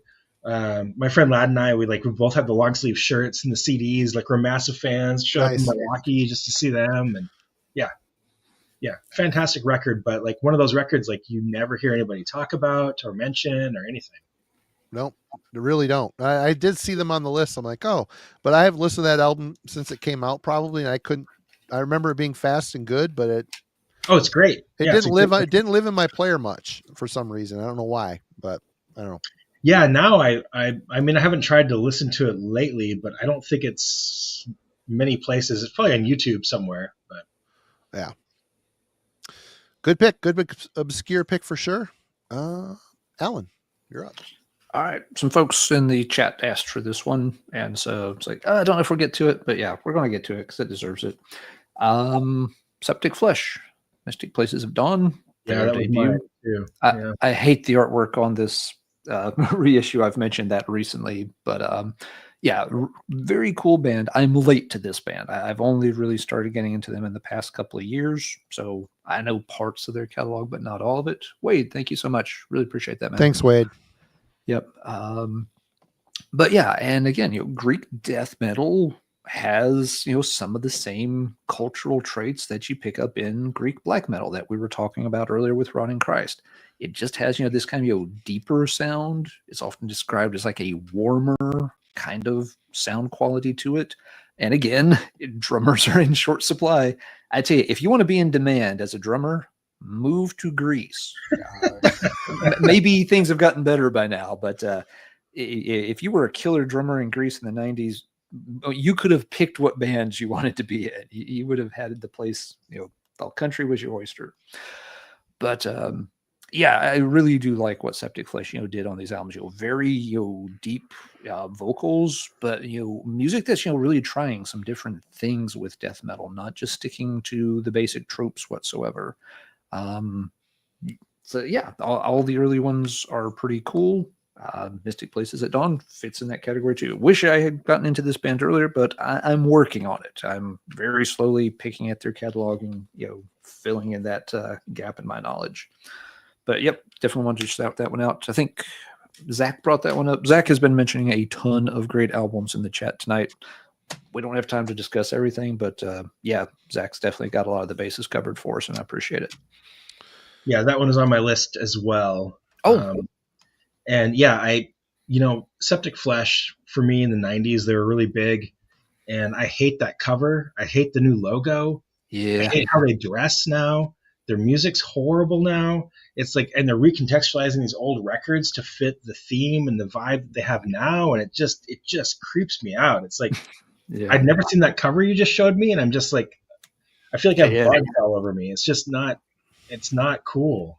If I can get a copy with a better cover, I will someday. That was just the copy I ended up with. Yeah, we Agalloch played a festival with them quite a few years ago, and we had to share a tent with them. It was like in Germany or something. We had this tent with them, and they show up, and we're all stoked because it's fucking Septicflesh. Like Ophidian Wheel is like one of those records for us. It's just like an amazing, amazing death metal record.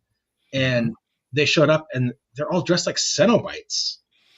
And we're like what? And they've got like the long cornrows and like these weird like jackets they're wearing and stuff. And they're trying to talk to us, and we're just like, you're Septicflesh, but you look like an idiot. You look like Juggalos or something. Where's your shorts with Ninja Turtles on them, bro? Exactly. Yeah. Are you down with the sickness? It was a really weird experience, but but that is a fantastic record. Yep. It's funny, Alan. Last time you showed that and you were complaining about the artwork, someone commented, I didn't get around to replying to it, but saying that actually it's one of the guys in the band that does all that stuff, and he does hundreds of design and album covers for everybody else. You're wrong, kind of thing. I'm like, well, he's not wrong. It's not good. It's not good. If folks like the art style, that's absolutely cool. But it's very modern. I'll give them that. It looks like a Marilyn Manson record. It does, yeah. No, for other bands, I could see that art style working just fine. But for this 90s Greek black metal, the image doesn't match the music on it at all, in my opinion. Yeah. But if other folks disagree, that's okay. And why change it? Like, why take an old record and put a new cover on it and a new logo? Like, just use the old one. It's fine. Like, Yeah. Use that for your new shit. Don't don't like make it like revisionist history. I mean, It's like it, like the whole, we don't like our old stuff, and our old stuff was so immature. Yeah. God, leave it be. It was a moment in time. It's a snapshot of where you were at that time. Love it or hate it. It's a stepping stone. It's a stepping stone, and some people love it. And that early Ophidian Wheel, shit's killer, man. It's just really great. It's great Greek stuff. It is. So great. 100%. They may for some of those early ones, I can see they might not have had access or rights to the old cover art anymore. I could see that being a problem for some of those early Greek releases. But yeah, at the same time, that doesn't mean that you have to reinvent it to look like something that obviously you didn't start doing musically until a decade or two later. That it just doesn't fit the vibe of the music at all. Yeah. But yeah, I'd rather have the album with the bad cover art than not have it. But eventually, I'll have it with good cover art and give this one to somebody else. Yeah. All right, I think it's my turn. It is. I love this record. I don't know if I love it more than the one that came out after it, but Satyricon's The Shadow. That's a cool album. Did I screw up your list again, Jason? No, I spaced that one. I totally spaced it. This thing, you want to talk, there isn't really a truer Norwegian black metal sound. I mean, the way the whole album starts off with, and that saying, he says something in Norwegian, and then sickening. Yeah, love it. It just, the whole album is very atmospheric. I really like Dark Medieval Times as well, but you could tell Satyr's or Satyr, I don't know how you say it. I'm Midwestern dummy, but his songwriting got better, and he really leaned into the atmospheric. It felt like you're standing in the woods with a full moon guiding your way through this whole album, and I really appreciated the better production and the better songwriting and the more I don't know, concise is the word, atmosphere. It just feels, this album, it came together right. Dark Medieval Times felt a little juvenile, but I really like it. And of course, Nemesis Divina is just a grand opus of, it's like the end boss of Norwegian black metal at the time. It just had the sound, such a crisp modern sound, but the riffs were so sharp and well done, and vocals are so grim. Anyway, this is a classic record. I love it. The cover leaves a lot to be desired. I see why they redid the cover artwork for the reissues, but I don't know. Classic. Love it. At least they didn't put a Cenobite on it when they redid it. They didn't call the guy from Septicflesh to put a Cenobite on there. Yeah. Most days, if you were to ask me what the best black metal record is ever recorded, I would say Shadow Throne. Really? Interesting. Yeah. Right on. That's how I love my record. And you're really not wrong. You're not wrong. Somehow that spaced my list. I totally forgot that was 94.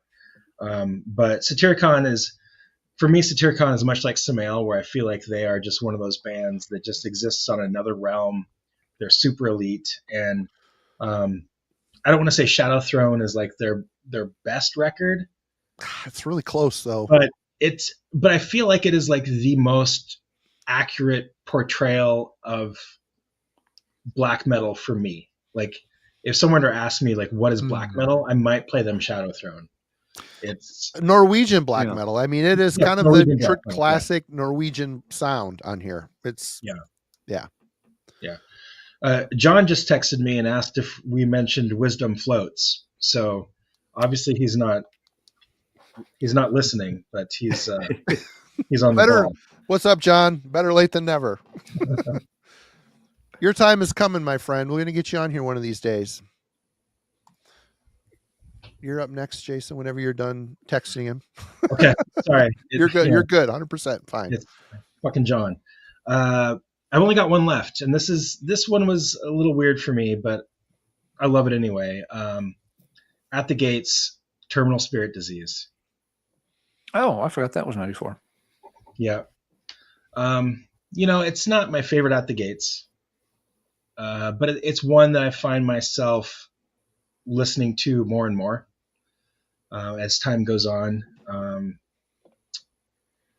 But it's not the one that when I want to listen to At the Gates, it's not the one I pull out. But it fits the category that it was released in 1994. Mm-hmm. And it's great. Yep. And someone was, I think it was in the Discord server, mentioned it, or it was in the chat before we started. They said there was no new metal in 94, but it's albums like Terminal Spirit Disease that was starting to be the seed for what was to come with the more popular, I don't know if you want to call it melodic hardcore or new metal, or because between Terminal Spirit Disease and Slaughter of the Soul, that really influenced a whole nother subgenre of metal for sure. Yes. Well, I think Slaughter of the Soul is the one that's always attributed to, Yeah, lending to that sound or whatever. And Faith No More is King for a Day. But yeah, it's all speculation, of course. yeah, 100%. Great album. It is, yeah. Mm-hmm. John said that he just joined, so he's here now, apparently. What's up, John? Oh, cool. No, that is a cool album. I think it has lived in the shadow of Slaughter of the Soul for a long time, but I also think people have gotten maybe a little burnt out on Slaughter, so maybe it's time for Terminal Spirit Disease to start getting a bit more recognition, because yeah, it's a cool album. All right, Alan, you're up. Okay, last one. I will go with this. Longtime favorite band, Fates Warning, did have an album in 94 called Inside Out. It is not one of their more compelling cover designs. It's got a kind of the band's name is, and the album title is spelled out there, but you kind of have to look at like the negative spaces in between the marks to read it. It's not quite worth the effort it takes to figure it out. You deciphered the hieroglyph. Well done, Professor. Yeah, exactly. And it's kind of like that moment in A Christmas Story where you sit there and you finally work it out and you realize it just says Inside Out. Okay, it's drink your Ovaltine. Great. But it's an interesting one for Fates Warning because it's the first time that the band didn't drastically change between albums. Every Fates Warning album tended to be different from the one that preceded it until you get to this point. This album, if you wanted to really just, shorthand it, you could say this is Parallels Part 2. Has the same overall sound. The band's working in the same sonic space. And a lot of the songs are, very comparable in style. It's a little more on the dreary side, though. And I think this kind of gets into what was happening with the band at the time. They had put a lot of effort and resources into Parallels. The label, had Metal Blade, and really tried to give Parallels a big push. It was the period where Metal Blade was connected to, was it Warner Brothers? They were working with one of the bigger labels to kind of push some bands. And everything was going really well. And then it just kind of felt like, the plug got pulled on them very suddenly. And it just kind of fizzled out. And the band was really kind of left at a crossroads thinking, felt like we were breaking through. And then all of a sudden we're not. What do we do? And it seems like, with Inside Out, they're like, maybe we should give this one more try. Because it really did feel like we were close to something special. And Inside Out has its moments. It has some great tracks on it.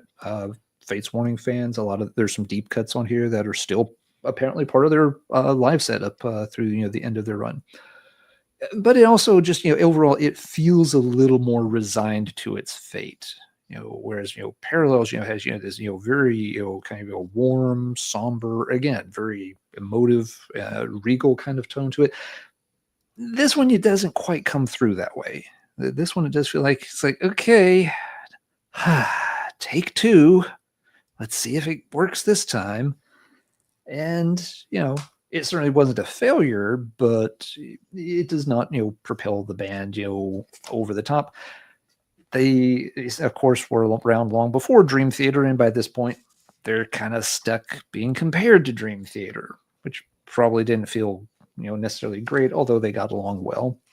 And a correction from earlier, I said there was no Dream Theater release in 94, but there was. Yeah, Mark pointed out earlier that yes, Awake actually came out in 94. I was thinking it was either 93 or 95. So thanks to Mark for pointing that out in the chat earlier. So yeah, with Inside Out, you get a very good Fates Warning album. There's nothing wrong with this one. but you can kind of tell something's a little amiss, and it is written at kind of somewhat of a low point in the band's career, just because they, had been building and building and thought they had kind of, reached a certain plateau. And it turns out when they got onto it, they looked up and there was like another half a mountain that was still there in their way. But nevertheless, a good album from a different style from '94. So I'll wrap up with that one. I have a bunch of other stuff here. I will save that. I mean, we could have probably done 3 weeks on this a year. I mean, there's just so many classics that came out in '94. Oh, yeah. There's lots of good stuff. But I kind of saved this for Jason, but he didn't really show it. So I can't get out of here without talking about For Victory by Bolt Thrower. Folks were wondering, hasn't Marty shown it yet? This album is my favorite Bolt Thrower record. It is a perfect riff album from start to finish. Perfect. And I think it's Andy Wales' last album with the band.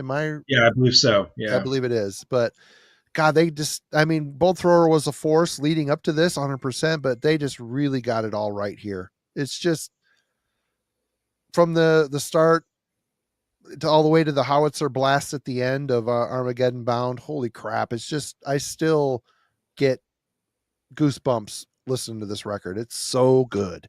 They really just nailed their sound here. And Bolt Thrower got a little bit more defined once they tuned up. They tuned up a little bit. I think the last one they were down tuned on was Realm of Chaos. I could be wrong, but a fantastic band. They just have their own unique sound. They started out with a bit of a grind element. Obviously, you listen to Sacrilege, the band Sacrilege from UK. I can't remember the damn albums. I'm a little buzzed at this point. It's not Turn Back Trilobite. It's the one before that. No, the one before, the Realm, within the realm of... Within the Realm. Something, Within the Realm of Chaos. Yeah, it's got, the Sacrilege album with the little blind... Oh, yeah. If you listen to that record, you can hear where Bolt Thrower got their sound. It's amazing. And hearing them talk about Sacrilege, Carl in interview, they knew Tam and they were friends with that band. And obviously it was a big deal for England. Sacrilege was but anyway, I'm sidetracked here. This album kind of moves away from that earlier vibe, but the songwriting on here is perfect. Perfect riffs. I really have nothing more to say other than this is from start to finish perfection. This is a 10 out of 10 record for me. My favorite in their catalog. They haven't put out anything bad, but this is exceptional Bolt Thrower. 100%. War Master is my favorite. And it's not far off from this. And it's a great record. 100% agree. Fourth Crusade for me, too. War Master is 10 out of 10. It's just got that groove, for lack of a better word. Yep. It's locked in. It's so fucking heavy. I mean, Carl Willits has such an amazing growl, and Wales drumming is so perfectly timed with all those perfect fills, and Joe Bench. I mean, everybody just it's flawless. They're all important pieces to a very mighty puzzle. Yeah. Absolutely legendary death metal band. Yep. One of a kind. Well, that's it. I do want to say before we sign off, do you want to say something, Alan, on that? I'm sorry. I didn't mean to cut you off. No. I just great band. Agreed on all points. Right on. We neglected to talk about I Hate Music. Oh, yeah. I mean, we talked about music stuff and totally got sidetracked. And also, I do want to talk a bit about Earth and Sound, too. You do mixing and mastering for folks. Are you still offering those services? Actually, I'm not. I'm not really doing that anymore. I did that for quite a while. I did mixing and mastering for different bands. And now I'm just trying to focus more on my own creative works because I was finding myself inundated with working on other people's music. And that's not how I want to spend my time. I want to spend my time on my own stuff. So sure. Fair. But I did do that for quite a while. But I Hate Music is it's been around for 8 years now, something like that. We just went to a video format, so it was an audio podcast. Now it's video and audio. I've been watching the video stuff. I suck with podcasts. like I have to be in a mood and working to listen to a podcast, but I typically like watching the video stuff more for some reason. I've been trying to get Hunter and Jeff to go Radical Research to do the same thing, do a podcast and the video, but they won't. He already told me no. I'm like, come on. I said, come on, man. Like, nope. I'm like, huh, for okay. me, it was kind of an accident. My co-host Nick he lives like an hour away on the other side of Portland. And so we would have like some kind of Zoom call or anything or something like that anyway. And I started recording it just for like posterity. And then I was like, this is actually kind of awesome. And now I'm finding myself like we can watch videos together. Like we can Google stuff together. A lot of stuff you can do. Yeah. It's so powerful, like way more powerful than I knew that it would be. So I'm very curious when people like watch it versus listen. Cause I feel like watching it, it's a whole nother level of commitment. You know, you have to like actually like sit down. Like you can't like be in your car, like commuting and, watch the podcast. So you feel like you're in the room with the people you're watching. I feel. Yeah. But music's been going well. I took a break for a while, but now I'm back it's been like a year and a half that I've been back with a co-host now, and totally new format, and it's been a lot of fun and really great. And we do them as we can. So I think we just recorded episode 96 yesterday. Nice. So yeah, not very many episodes for like 8 years, but I feel like the quality is there for sure. That's one of those things. I mean, now that you're getting like the video stuff sorted out too, you can kind of do it whenever you guys are ready, Yeah. But with YouTube, we found that you need to be consistent for it to grow, for them to chuck you up in the algorithm. You need to be a little bit more consistent.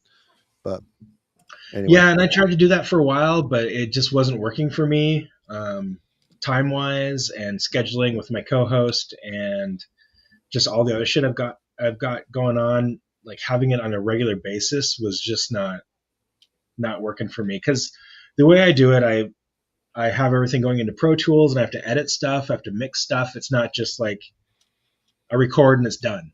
There's a lot of post stuff that goes on. So it takes me hours of work on the post end too. So, right. Yeah. Well, awesome. Anybody that wants to watch I Hate Music or find out about any of Jason's other activities, all the links to his stuff is in the description. Please go check those out. Alan, do you have anything else for Jason before we jump ship here? No, I just want to say thanks again for taking the time to hang out with us. Really appreciate you appearing on the show. It's been great hearing your thoughts on a lot of these classic albums for sure. Totally fun. Really good to kind of get an update on the various projects. Glad everything's going really well these days. Yeah, let me know if you want me on again to talk about like 2035 or something. Dude, you're welcome anytime you are available. Seriously. Yeah. Awesome. Yeah. We're weekly. We're a weekly endeavor. So anytime you're like, hey, I have an idea for a show, like we'll book you. It's great. Okay. That sounds great. Yeah, I would love to do it again. Well, don't hang up. We're going to talk for a second afterwards. Everybody in the chat, thank you for joining us tonight.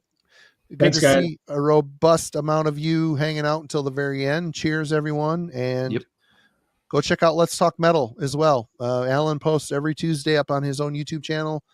Something fun and exciting. What did you just run? I haven't watched yet. New Wave of British Heavy Metal 45s from Arc, Aurora, and Dragonfly. So, digging into the obscure stuff for folks that want to check out some sound clips and hear a little bit about some of those overlooked New Wave of British Heavy Metal bands. Right on. Go check that out. And good to see everybody. We'll talk soon. See you next week. Have a good one.